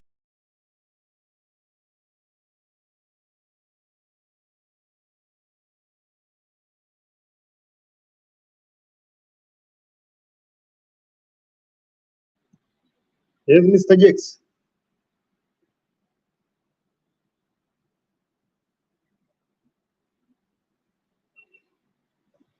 Okay, I think the summary of what Raila Odinga has tried to raise. We will be recapping all he has said in our evening show. Don't miss the that and more stories that made headlines. But just to summarize, Mr. G, what do you make of what Raila Odinga is saying? He's saying that the president can be stopped. We'll be dwelling deeper into that, but he's telling the president, usijifeel kana kwamba hawezi simamishwa. The president said that when the house levy must go on. And Raila Odinga is now telling you know what? Usidhani huwezi simamishwa. You cannot live and operate above the law. Kenyans can stop you. Do you think Raila Odinga has a point? Yeah, he has a point on what he's trying to tell us. I think there's a time that Wetangula had a function at is it really? And when he was in Wiredi, this Wetangula guy, he insulted so much Baba. Alimuinsult sana. So listen to what Baba has been talking about. Mostly he was trying to inform Wetangula that Wetangula is an incompetent person. As a speaker, I've seen him telling him that he need to be a neutral person, mtu ambaye asiwe bias, but looking on what Wetangula has been doing, amekuwa bias sana na amekuwa mlalia serikali sana. So Baba has been telling him what he's supposed to be told. But another thing, on the statement that Baba has given out, Baba is speaking as a person who knows what people are passing through. And listening to his history ya kitambo, unapata kuwa it is as if people were really suffering, and it was suffering, the real one, the real suffering. And now when you compare what was happening by then and being one of the people who came and delivered Kenya from that torture that people were passing through, I think at this moment, Baba should not go to work with these people who are trying to bring us back to those days that we were. Because this regime ambayo iko sahihi ni regime ambayo inaturudisha where we were. Wakati tulikuwa tuwezi ongea anything, wakati tulikuwa tuwezi sema kitu, ukisema kitu unasimama unafinywa. I don't want to use those words that Baba always used. I think even the advisors of Baba should tell Baba, when he is in the function, kama hii function ya matanga hii, he should not speak those words anatumia sijati makende. Those words, they're not good kwa function kama hii. So I don't want to use those words. But what I'm trying to say ni kuwa, at this time now, with the statement that he's giving it out, I think as just the way Nani amesema, the way Alex said, Baba should not let us down by going and working with these people. Baba should come out of these people and have a stand fighting for his people, stand with his people. Kama watu wanaleta torture, tuachane nao. Tusimame na watu ambao wanaumia, watu ambao wanasema kuwa this government inatufrustrate. But when Baba comes out and anaanza kudefend that report, alafu with this statement ambayo anaongea sahi, unajua inakuwa ni kama contradicting stories. Kwa sababu the other thing ni kama anakubaliana na what was supposed to be done on a report. Na kwa sasa hivi anaongea kama mtu ambao he's not even part of that thing. Ni kama hata hauhusiani na hii government. In fact anaongea kumaanisha kuwa the government has failed and those people ambao kwa government in fact they are incompetent. This is what he's trying to tell us here. Kwa these people ni kama hawajui kitu ambao anafanya. Kwa sababu alikuwa anaongea kusema kuwa kwa parliament the government imefinya watu. Hadi imefinya MPs hakuna kitu anaweza fanya. In fact MPs wanaforcewa kupitisha anything, mswada wote ambao inaleta kwa floor, it has to pass. And remember Ruto alituambia kuwa hata court iweze mzuia kwa anything ambayo ameamua kufanya, hata court haitamzuia. And Baba is telling him now the people can stop you. Yeah, the people can stop Ruto, but Baba should come and work with these people who can stop Ruto. Kwa sababu like now akisema people can stop Ruto, alafu yeye asema anaenda kufanya naye kazi, who will be on the side of people? Who will fight for these people? Who will fight with these people to stop these people? This impunity hapo inaendelea. So I think Baba should come out clear. Achana nao wakora, he come and stand with the people. Back to you, Okay. Mr. Jakes. Thank you. Now, let me ask you, is it that Raila Odinga is biting and blowing in that some say he's working with the government, he seems to be working with the government, but on another side, he seems not to be working with the government, seems to oppose the government, seem to really vehemently oppose it in the sense that he's not agreeing with some of the actions the government is doing. Now, from where you sit, is he really biting and blowing? You know that uh, one character of a rat, panya huuma na kupuliza. So inauma kukula, inapuliza ili kama ni wewe inakula usisikie uchungu. So is he biting and blowing? That is what he's trying to bring out, and that is why we are telling him he need to come out straight na tuambie position yake ni gani. Yeah, he need just to come out and tell us his position. Akisimama na watu asimame na watu. He should not work with the government alafu on the other side anawaka na watu wakisema kuwa anapinga this government. This government is a government that yeye mwenyewe ndiye alituambia kuwa ilimwibia. And for us listening to him and looking at what the situation, how the situation was, tuliona kuwa kulikuwa na something wrong with it. Now for Baba to start coming out kama ana defend the government, mara anakuja kama defend the government, inakuwa ni picha mbaya. He should just stand up na tuambie this thing is wrong and we are going this way. We are not watching these people kwa sababu ya this thing, this 1 2 3 4 things ambazo zina happen ambao si vitu mzuri. But akiendelea kuonekana ni kama hajulikani amesimama wapi, inakuwa ni picha mbaya. But there's something that I wanted to tell you, Jakes, which is not on this topic. I think I wanted to speak by that time we had some discussion with Alex on the report that came out, this bipartisan report. On my side, you know, Jakes, there's some few points that nimepata kwa hiyo report ambayo imeonyesha clear kuwa for sure as Azimio mtu kama Kalonzo amecome out kuwa a weak leader on our side.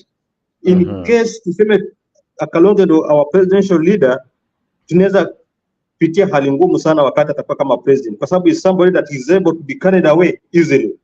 On this report is a report ambayo imekataliwa na a lot of people, majority of people walikuwa wamekataa this report, but Kalonzo comes out alafu ana sign the report. Inaonyesha picha kuwa this leader is not a strong leader, he's a weak leader. So when he becomes our presidential leader, I think hapo tutaumia sana, because he's a person ambaye simama na his stand. I expected him. Kalonzo, let me ask you, and I like what you have brought. Some may say some guys would come out and argue that somehow he has costed Baba the presidency in some ways. Take for instance, in 2007 they were together. Then kidogo amemruka na ameenda akaanza ODM Kenya, and he stands and vies as a president. He gains around 800,000 thereabout, but Raila Odinga, that's almost the margin that he loses with from the winner who was Kibaki then, as much as it was mad with a lot of controversy that win. Then fast forward, in one time he says, especially in 2002, he will be the most stupid person to support Raila Odinga for the third time. So it was almost out there that he was not vying, or rather he was not supporting Raila Odinga. He begins his own party, or rather he begins his own team, what they called, is it Oka? Yeah, it was Oka. It was Oka, One Kenya something, I'm forgetting the name. With Oka, he has the likes of Kinamsali, Aweta, and they work very hard. They win the Machako Senate. They win the Kabuchai and Matungu by elections then. So that momentum made them feel as though they are a very formidable force. Team, creating team, they now begin to negotiate. You know, they were negotiating from that level of Oka. Martha Karua eventually joins them. So and then kukakuwa na issue ya kujoin Azimio. Martha Karua na join Azimio, others wakajoin Kenya Kwanza, so he was still left out as Oka. So as Oka akabaki na Gideon Moi and this guy Jirongo. So Oka became a Kafani faction. And then with time, kukakuwa na issue ya running mate. Now the running mate question became interesting. One, the first thing he said, he will not go for any interview. In fact, he even asked people, someone of my stature, a senior counsel, someone who has run twice as a running mate, why do I need an interview? You remember how he bastardized that process of being a running mate, right? And then after all that hullabaloo and all, we see him we see him going for the interview. Now that is not enough. So we anticipated that since he has gone for the interview, he will accept the outcome. Just like normally when you go for an interview, you accept the outcome, whether you get the job or you don't. You accept the outcome because the interviewers, they had something they were looking for, So probably there is something that really he didn't meet, or there is there is something more to what the committee and Raila Odinga was looking for. So here comes the big day. While Raila Odinga was busy mentioning his running mate, well, we had that Karua moment where we have that Martha effect moment where we are having that moment where we're saying, finally, a woman will be a running mate, will be probably Kenya's first deputy president. Finally, probably we felt that that was the moment. Kalonzo Musyoka was busy elsewhere the same day, launching his own running mate. I think it was Julia something. Julia something. I'm forgetting the name, but a Maasai. But now he was launching he equally is himself brought also a DP or a running mate. Now, Pundit would have it that that act alone spoke volume. That act alone really spoke volume because he cited that he didn't agree with the choice of Raila Odinga. Fast forward to several weeks later, we see him during those NDCs eventually happening. I don't think even hii story yake ya kuwa run presidential candidate ilienda for long, it didn't go for long. Now we see him at Jacaranda, right? Where Jubilee had NDC, final weeks, final moments to the election. We see him coming out and say, for the third time, kwa roho safi, ninasema Raila tosha.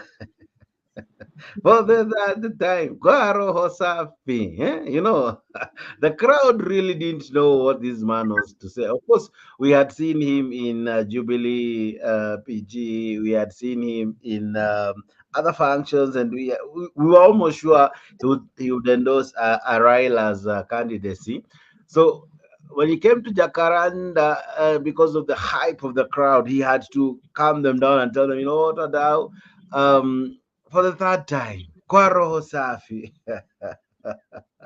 Nasema Raila tosha. So he's the one man who would many would describe him. He had that nickname of watermelon. He was not decisive. One moment he's saying this, the next moment he's saying this. Now here is a report he has worked on, the NADCO report. Now this NADCO report, he has been praised to be someone who has brought some countries at war to peace. He has been crafted as the chief mediator. Now here is a man, despite all that accolade, he's being described as a person who has brought something that one has already divided the country, even his own team.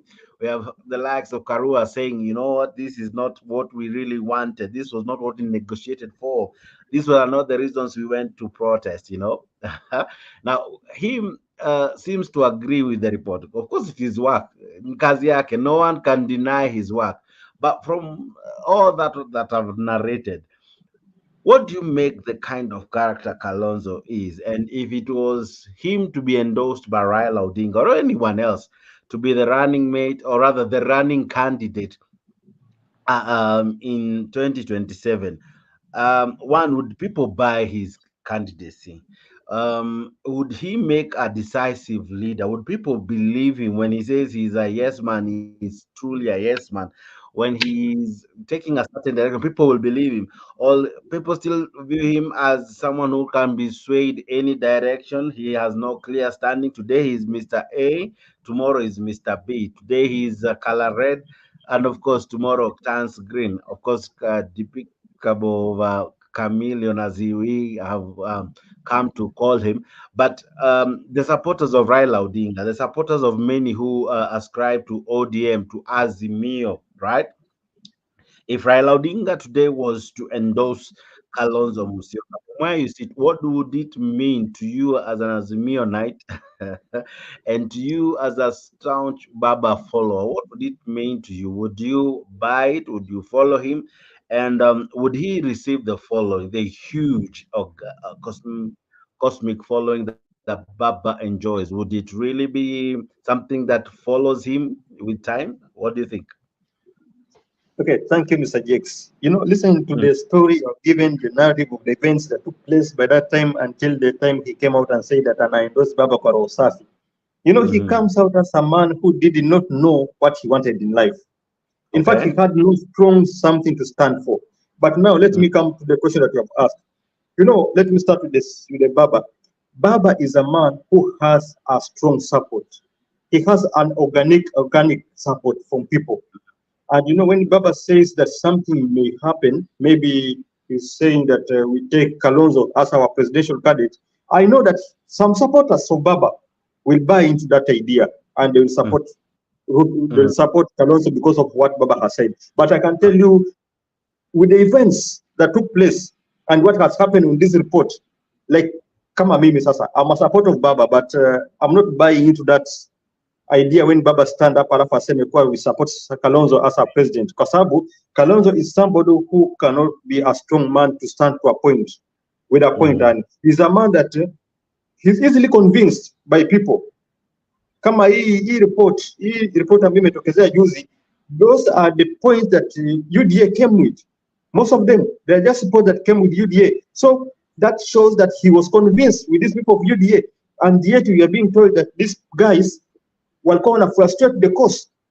The guys from UDA side, they were frustrating the cause. But now, as long as they were on that table, I believe that maybe at least Kalonzo na timu yake wangejitokeza wakasema, as much as we are crying that the people are frustrating this cause, let's leave this thing alone. But kumbuka, the people have been frustrated, the cause have been frustrated, but still ameketi pale akakubaliana nao mpaka akasign that cause. This shows that this is not a strong man, but a weak, and he need to Mhm. work on his style of politics. Because I don't think akiwa president tutafaulu, hatuwezi faulu naye. Yeah, he's somebody ambaye bado he's not strong enough for that presidential Okay. seat. Yeah, na bado hajakuwa qualified. I think he need to work on his style so much, na baba anafaa Mhm. amsaidie sana. Although pia Mhm. baba, I still stand against that report. Baba Mhm. aachane na hiyo story, arudi kando, asimame na watu. Yeah. Okay. Thank you, guys. This is Afric 24. Kindly consider to subscribe to Afric 24. Here we keep it locked. Here we keep unlocking the African story. We keep discussing matters as they arise. Of course, as I've always told you, here we don't ascribe to any political inclination or any government form of inclination. We are independent in the sense that we allow you to really speak it as it is. We allow you to really be as impartial as you can. You're allowed to be an Azimio affiliate, allowed to be a KK affiliate, and also as well allowed to be independent, but you are allowed as well to allow others have their view and have their say. Here we really encourage democracy where the majority will have their way, of course, but minority here must equally have their say. Here it's not about KK, it's not about Azimio, it's not about Uhuru this, Ruto that, or of course Raila that way. Here we speak matters as they are, so kindly consider subscribing to Afric 24. Here we do many things, so kindly subscribe. We have great shows coming your way, including such shows that happen spontaneously, yeah, as issues happen. Thank you so much. We were looking at the newspaper today. We had a nice conversation with my panelists. We had actually some guests coming in. Thank you very, very, very much.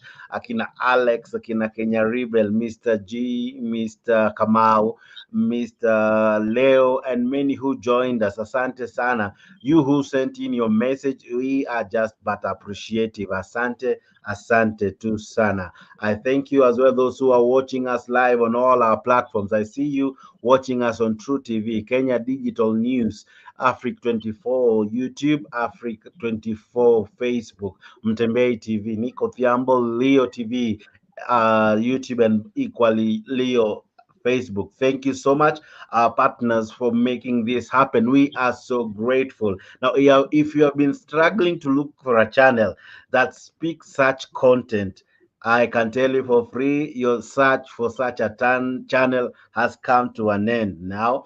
By subscribing to us, we assure you that we shall grant you and we shall deliver to you such content, such in-depth analysis on matters affecting our country in as far as politics is concerned and many other social issues. So thank you very much for choosing Africa 24. Here we assure you that we shall totally give you finest. We shall give you the very, very best. We shall deliver to you the very best of such content. So subscribe to our channel. Make this your number one media channel in as far as such content is concerned. Thank you very much. Now, Mr. G, even as we wrap up, I wish to ask you to tell us what do you make of what is happening with what do you call this person, with Martha Karua, Raila Odinga, and Jeremiah Kioni. We haven't seen them together for quite some time now. What could be happening? I think it's just because of this issue of the report. You know, there's a crack in Azimio. These guys, Martha Karua and Kioni, although Kioni was also on that team that was in Bomas, but these guys, I think they did not buy into what was brought out on this report. They are against the report. So kasabia hiyo, I think they have been forcing Baba. Okay, kina Kioni and Martha Karua, it is like they are coming closer to people, to mwananchi wa chini sana, and they are listening to them more sana kuliko vene other leaders are listening to them. Because ukipata kama in Central Kenya, there's an outcry kuwa they want maandamano, wamekasirika, wameumizwa na this government. Their business are not working, things are not working, kuna njaa, hakuna pesa mfukoni, walidanganywa. So they have come out to the reality kuwa it was a lie, walichezewa akili, wakadanganywa. So they want somebody to fight for them. That's why umeona kwa media kila wakati they are calling for somebody to come out, wanaitisha maandamano, nasema next month lazima tuwe na maandamano, next month lazima tuwe na maandamano. So by that outcry, kina Kioni and Martha Karua ni kama wameanza kuwasikiza sana, and because of hiyo kuwasikiza, they are forcing team ya Azimio, they are telling Baba wananchi wamechoka, wanataka maandamano. But on the side of Baba, I think Baba ni kama hataki maandamano. You see, Baba ni kama anawaambia nyinyi hapa watu watakuwa nasema kuwa tukitisha maandamano tunaharibu biashara, tukitisha maandamano sisi tunaharibu nini. So sasa hivi sitaki maandamano, but this it is as if they want maandamano. Sasa kumekuwa na some disconnect kiasi pale katikati. Ndio unaona ni kama hawakai pamoja sana, cause ni kama wanataka some things to happen, but Baba ni kama hataki those things to happen at the moment. But before I conclude on that issue, there's something that I wanted to speak about. You know, mostly on this issue of bipartisan talk kukubaliana na government, I think Baba, it is as if ni kama kuwa he doesn't learn from the mistake he made. He makes every mistake that he makes, sometimes he doesn't learn from that mistakes. You know, when Baba came on the handshake with Uhuru, okay, it was a good thing. But for me, I wanted Baba to come for that handshake, lakini apatiane Uhuru time na hiyo nafasi ya kufanya kazi, yeye abaki kama opposition, asiingizwe kwa government mpaka kwa pia he's among those people who are in government. But alijisahau mpaka akasukumwa ikawa pia yeye he's part of that government. Now because of being part of that government, angalia when things unfolded, zile shida zote ambazo zilikuwa za Jubilee ziliwekelewa yeye. Sasa ikawa yeye ndio pia shida, that part of that problem, it was him. Now there's again a problem in this UDA team government, UDA regime. And remember, it's as if he's trying to work with this government. The moment ataingiza tu mkono asema ana work with this government, again zile shida zote ambazo zimeface this UDA zitamwekelewa yeye, na atakuwa he's the one to be blamed. He was blamed because of Jubilee, and now he'll be blamed because of UDA. He should come out and learn a lesson that this thing doesn't work that way. Yeah, ache kama anataka kufanya kazi na UDA, basi achane na UDA wafanye kazi yao, but a step back, achane nao, asijihusishe sana nao. To conclude on what you said on Martha Karua and Kalonzo and Kina Raila, I think that crack should be destroyed, should be removed. Hii timu ya Azimio inafaa ibaki a strong team for them to succeed. Kwa sababu kwa sahi, most of people hawataki story ya UDA. Wamegundua UDA ni wanasiasa wale ambao wako na stories za jaba. So mostly, a common mwananchi hataki kujihusisha na this group. Anataka kujihusisha na mtu ambaye anamfightia. And somebody who can fight for this group, for my common mwananchi, mostly imekuwa ni kama Azimio. So baba achana na hii story mingi ambayo anafanya, ashikane na kina Martha Karua, ashikane na the whole team of Azimio, wafightie mwananchi wa chini, they will succeed. But kukiwa na hii rankles ambazo zinaendelea, these cracks ambazo zinaendelea, tutajipata 2027 hakuna kitu tumefanya, na tutajipata kwa ile shida ambayo tulikuwa tena. Kwa sababu there's a lot of things that Azimio need to do if they want to take this power from this man. Huyu jamaa anakaa hivyo, lakini anajua kitu anafanya. Huyu mtu ambaye amejipanga vizuri, anajua kitu amefanya, and Azimio should sit down na wajipange proper for them to take power from this person. Baba ametuambia sasa kuwa people can stop Ruto. Ruto amesema hakuna mtu anaweza kumstop. Baba ametuambia people can stop Ruto. Yes, people can stop Ruto, but Baba should have a great strategy to work with to stop Ruto. Kama si hivyo, Ruto hatakuwa rais kutolewa pale. Back to Mr. James.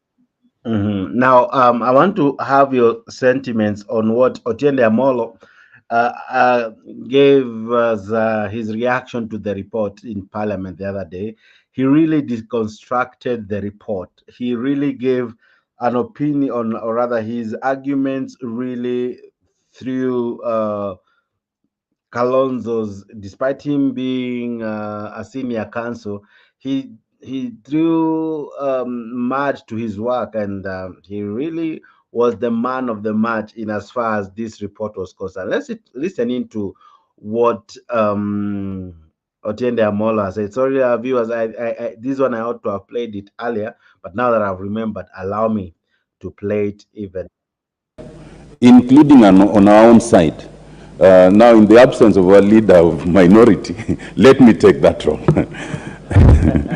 Mr. Speaker, for starters, I'd like to be careful about taking people's positions. You know, this is, as you know, as a lawyer, I'm holding brief. Very briefly, I'm holding brief. Mr. Speaker, let me issue two cautionary statements. First, of the 4 issues that have been raised in the President's memorandum, 3 issues would expressly require referendum. Only one relating to the funds, especially CDF funds and the oversight fund, would not require referendum under Article 255(3). Insofar as the issues on composition of parliament in terms of gender, the issues in introducing CSS to the floor, the issue of introducing a leader of opposition, there are issues that touch on the sovereignty of the people, they touch on the structure of governance and the system of government, they touch on the functions and composition of parliament, and expressly they would require referendum. So as we discuss this, we need to bear that in mind very clearly. It's not an easy path. And the question I want to issue secondly, Mr. Speaker, is that as members of parliament, it is good to look for the interest of many people. But of paramount importance is the interest of our own citizens, of our own voters, who are the beneficiaries of these funds. I'd like it to be made clear, and honorable member said that so far the CDF funds are unconstitutional. That is not true. CDF funds are constitutional, and there is no court anywhere so far that has found the 2015 Act unconstitutional. What we are doing is we want to entrench the provision such that we cater for much more. Our sisters who are representing the counties have the NGAF. NGAF has not been properly included. We want to include the NGAF, we want to include the other funds that Senate oversight, so that we call them the oversight funds. That's why we are amending the Constitution. Let it not be supposed that we are amending it because we think that it's unconstitutional. We will be shooting ourselves in the leg. And for our own purposes, I would really urge members that we need to remove that bit of the memorandum that deals with the CDF funds and the oversight funds because we were already on it. And let's use it because as part of the ad hoc committee, we have already designed, we've gone much further than this memorandum. We have already drafted the amendments that are necessary to the Constitution and which do not require referendum. Let us move with speed, run with that, and leave these other issues that might raise partisan politics outside first. Let us take care of our interest before we take care of other interests. And if you don't heed my caution, watch this space. If you maintain this oversight fund together with these other three issues, they will be lost in space and the consequences will be quite dire because we are racing against time. Specifically, Mr. Speaker, the idea of amending the Constitution is not a bad one. Our Constitution is ripe for amendment. 12 years after any Constitution is enacted, it is good for citizens to sit together and look at what is bad, what is good. But amendment of any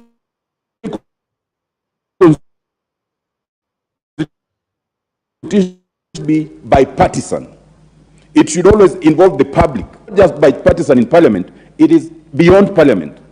All previous attempts to amend the Constitution by President Moi then and thereafter by President Kibaki failed because the initiation was not bipartisan. I want to caution that this initiative, insofar as it's not bipartisan, it is the wrong way to look at amendment to the Constitution. We require a bipartisan approach. And I want to tell my brothers and my colleagues in the Justice Committee, right from the word go, this initiative will fail on two accounts. The first is the account on which BBI failed. And it's not saying that I agree with the Supreme Court. I actually don't. But they pronounce themselves. And that is as it is now.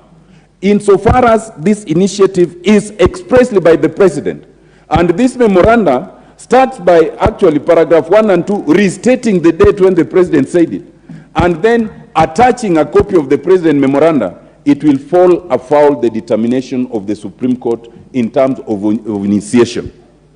It makes no difference that that was a popular initiative, because even here, the argument will be, but if it is a parliamentary initiative, the President is not a member of Parliament. So how will you say it's a parliamentary initiative and it is initiated by someone outside Parliament? And in both cases, whether it's popular or parliamentary, it passes through Parliament. The second mistake was the President writing to the Speaker. The Speaker is a neutral entity in this House. The person to initiate would be the leader of majority, the leader of minority, or an individual member. But expressly, the leader of majority now introduces the motion, but the motion is reading that it was written to the Speaker. So there are already two technicalities that makes this initiative run afoul of the law. Let me examine two things now. One, the idea of the leader of opposition. Mr. Speaker, this is a bad idea. It is an idea that is not well-founded, either in terms of constitutionalism or in terms of purpose. And it does not take cognizance of Article 108 and Article 130. Let's be clear, Mr. Speaker. In this House, there is no government, there is no opposition, as per the Constitution. If you look at Article 130, national government comprises the President, the Deputy, and the Cabinet, not the leader of majority, not any of you here in Parliament. And when we come here as minority, we don't come here as opposition, we come as minority. The word opposition does not appear anywhere in the text of the Constitution. So how can you introduce a leader of an non-existent entity? Honorable Wanyonyi, I'm telling you now, I'm helping you understand the law. So just listen. That idea is precipitated on a misinformation and misunderstanding that those who are in the majority are here on behalf of the executive, and those in the minority are here on behalf of the opposition. That is not so. In fact, the whole idea of this presidential system is that we, as a parliament, check on the executive as a collectivity.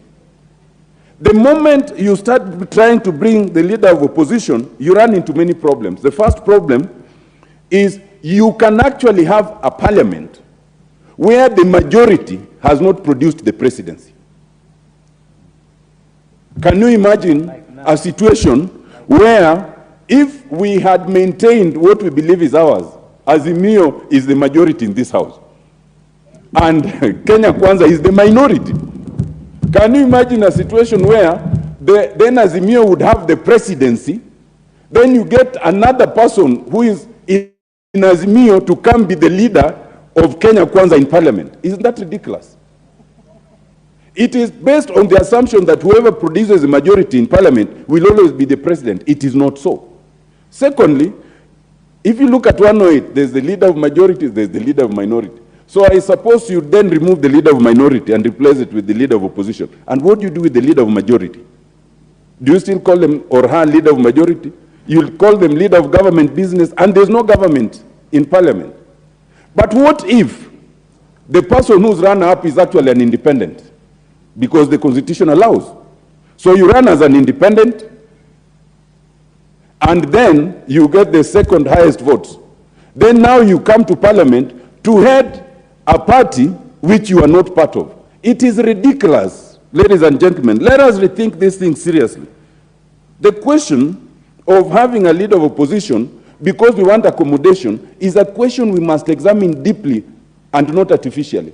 If we want a parliamentary system, let us be honest and adopt that system. I will tell you that in the committee of experts, we had actually adopted a parliamentary system, but it was changed by our colleagues in parliament then. I'll move very fast, Mr. Speaker, just 2 minutes. The question of cabinet secretaries in parliament, they will be strangers. The president is not a stranger because he's allowed.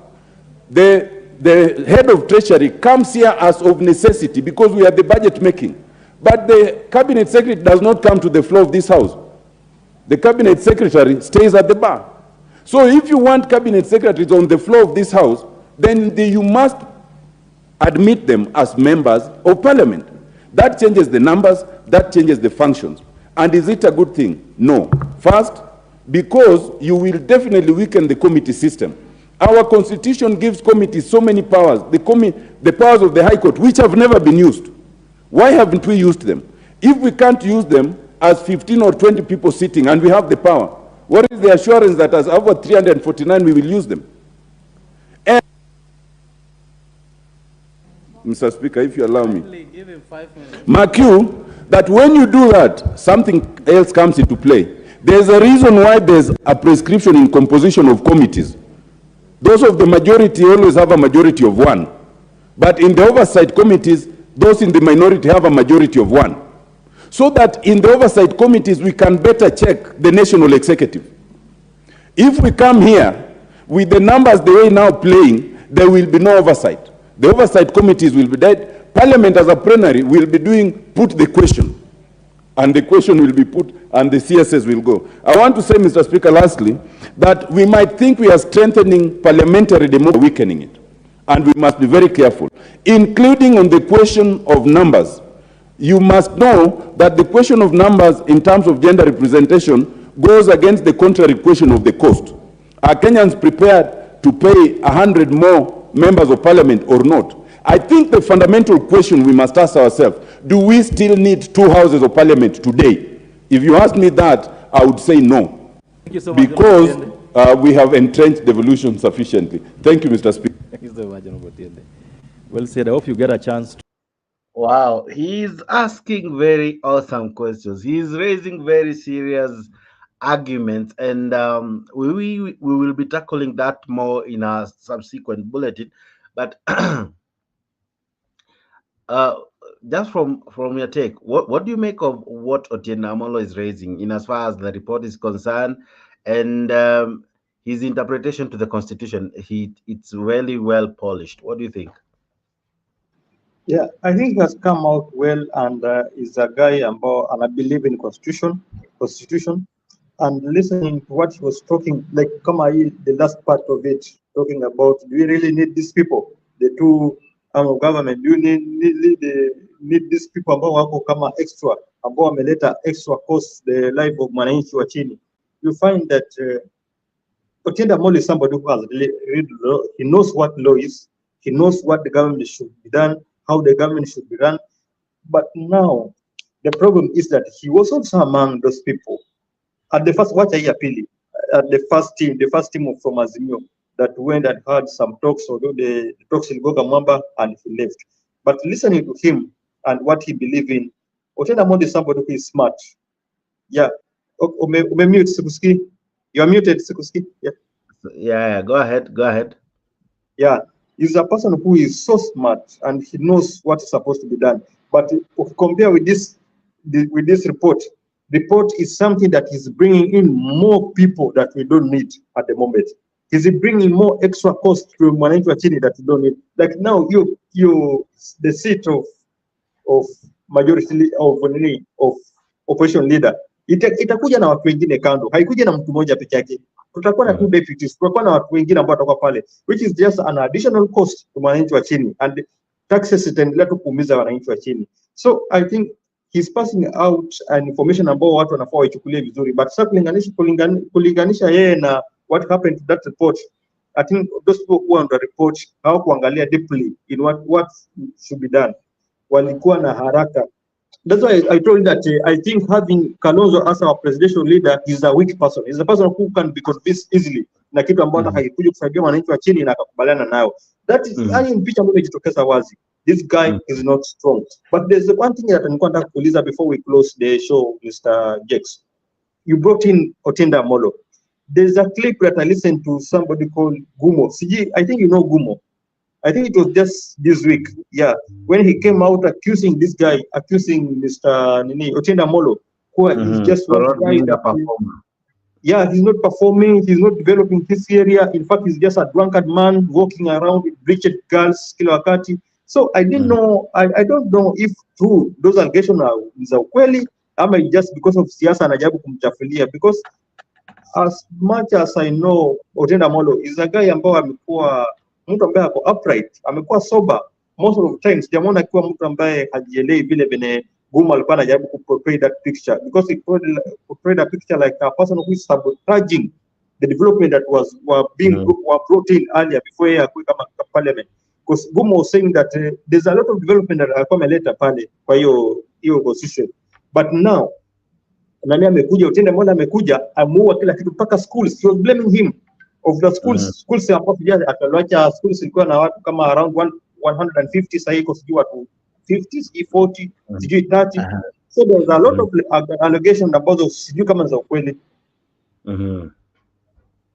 I don't know. I'm not from Rarieda, and I would wish if I had someone from Rarieda to tell us what Gumbo is saying. Gumbo is raising some funny, he's casting aspersions, and he's really raising accusations to one Otiende Amolo. Of course, this has come just because of the video you have shared. I'll be telling you why Mr. G is asking this by playing the video itself. Here is the video. Listen in to what Gumbo said. Childish, I defeated him hands down in 2007, and he's still bitter about it. We are almost 20 years ago, and he's one person who cannot defeat me. He shouldn't, otherwise he wouldn't be MP. No, he wouldn't. But he has this stupid approach to things where anything that was started, he either criticizes, and it is mainly on education, and it is very, very annoying. I started almost 17 schools in this constituency. Nearly all of them are in tatters, including the one near my home. He has never given each one of them a single shilling in bursary. That money is not Otiende's money. That money belongs to the people of Rarieda. And to be an MP, you cannot politicize education. No. That is why even right now, I'm not holding any public office. Because the caste position was declared unconstitutional by the courts. We are still in court.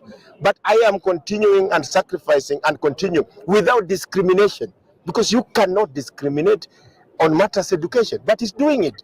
The schools are dying, he's doing nothing. Always staying in bars with some bleached women. Terrible thing. Of course, as an MP, there's nothing the Minister of Education. It's just stupid and backward and very primitive. Extremely primitive. You cannot go around claiming that you have some fake PhD and you don't even care about matters education. No, it's wrong. I have kept quiet, but he keeps provoking me by attacking the projects that I started. I can fight, and I will fight to get my respect. And he knows he cannot face me politically. That's why he keeps hiding behind all sorts of people. Step into the ring like a man and face me. if he has a problem with me. But you cannot be killing the future of our children because you don't like the person who started the schools. None of my relatives goes to these schools. I started over 17 schools. How many has he started? Probably one that is hardly moving. You cannot do that. He's even sacrificing his own clan because of this silly kind of politics. That kind of primitivity is not acceptable. It's not. I exist in this constituency. I exist in this county. I exist in this country by right. Whether he likes it or not, I am here. And if he keeps provoking me, I will leave everything else to make sure we kick him out of Rarieda. That I can tell you, and I'm saying it here in Madian division. This kind of silly things, the schools, most of these schools I started, some of them are having as few as 70 students. Schools that I left with over 600 students. Nothing is happening. Nothing. You cannot rule people just by being an expert in two things, being drunk and being irresponsible. No. Engineer, yes, you've given Pat a good amount of money, both for the launch of yes, the circle, yes, and even for the bursaries. Yes. Now, what message can you pass to the beneficiaries who have gotten this money in relation to making proper use of the money? You know that I think I already said it anyway. Maybe I didn't say it in English, but I said it. One of the biggest problems, I've run this bursary, by the way. This is the 27th year because I started in 1996. It has nothing to do with politics. I never, ever ask who is benefiting. I get the names of my people on the ground and I give out the money. That's what it is. As simple as that. Okamor, Kaka, Bwana Manokao, MP Maradia, the million tienda molo. So that is that. But anyway, um, achana na Mr. Gumbo, he was trying to really talk ill of Otiende Amolo. We'll be looking at that maybe later on. But maybe you can give me your closing remarks, Mr. G, even as response to that clip. Yeah, I think we had a nice time. And my closing remarks, I'll just argue our fellow followers to be joining in our discussion, because the only place where you can get the real thing that is happening on the ground ni hapa Africa 24 TV. The only one to get siasa mzuri, come Africa 24. This is a place where we don't discriminate people na hatuangalii hii ni siasa kidogo ambayo tunapiga tu tukigongana, but si ile ya kukasisha watu. So we welcome you guys to come join the show, subscribe, and let us enjoy what we are doing as we fight for our country. My last remarks in kuwa I am still supporting Baba, I'm supporting Azimio, and I'm still crying for that team to still stand strong kuzuia hii ukora ambayo inaendelea. How many billions have we lost just in less than 1 year? In fact, imagine naambiwa kuwa the last almost less than 6 months, ama less than 4 months, the government imetumia more than 2 trillion shillings just state house peke yake. Sasa if we continue to keep quiet, then hii country in the next 4 years itakuwa imeisha. How many billions of money tumepoteza? Look at that scandal of mafuta ya mboga, wanatuletea mafuta ambayo ime-expire kitambo ndo watu wanakula. The issue of 17 billion, so a lot of billions we have lost just within 1 year. Sasa tukisema the next 4 years, how will it be? We need to come and speak out, because wakati tunaongea ndo wanatusikiza na watatenda ile kitu ambayo tunataka. Thank you, Mr. Yex. Thank you very, very, very, very much. Excuse me, Neka very mingi. Thank you very much, Mr. G, for your time. I know you're under the weather, but I wish you good health as well. Asante sana wewe ambaye umetutazama, wewe ambaye umekeep tabs on this show, and as well the previous panelists that we had. This has been nice. This has been interesting. This has been an awesome conversation. We do this again, like 4 or 5 hours from now. So tune in saa 4 kamili inapotimia, kutakuwa na show ingine kali fiti, of course discussing maswala ibuka. Thank you very, very much. Hey, naneka very mingi sana we. But asante sana. See you in the evening. This has been your host, Jake, the moderator, and of course, this has been Africa 24. Consider subscribing. Consider being part of this great family. Asante sana. God bless you. Have a fantastic weekend. I hope mnaji nice. To the football guys, I wish you the best. I wish Team Arsenal ushindi. I think it's tomorrow today, but I don't know. I don't know. We are doing well at times we are doing bad. But zaidi ya yote, thank you very much. See you in the evening at 10 p.m. Keep it Afric 24. Asante sana.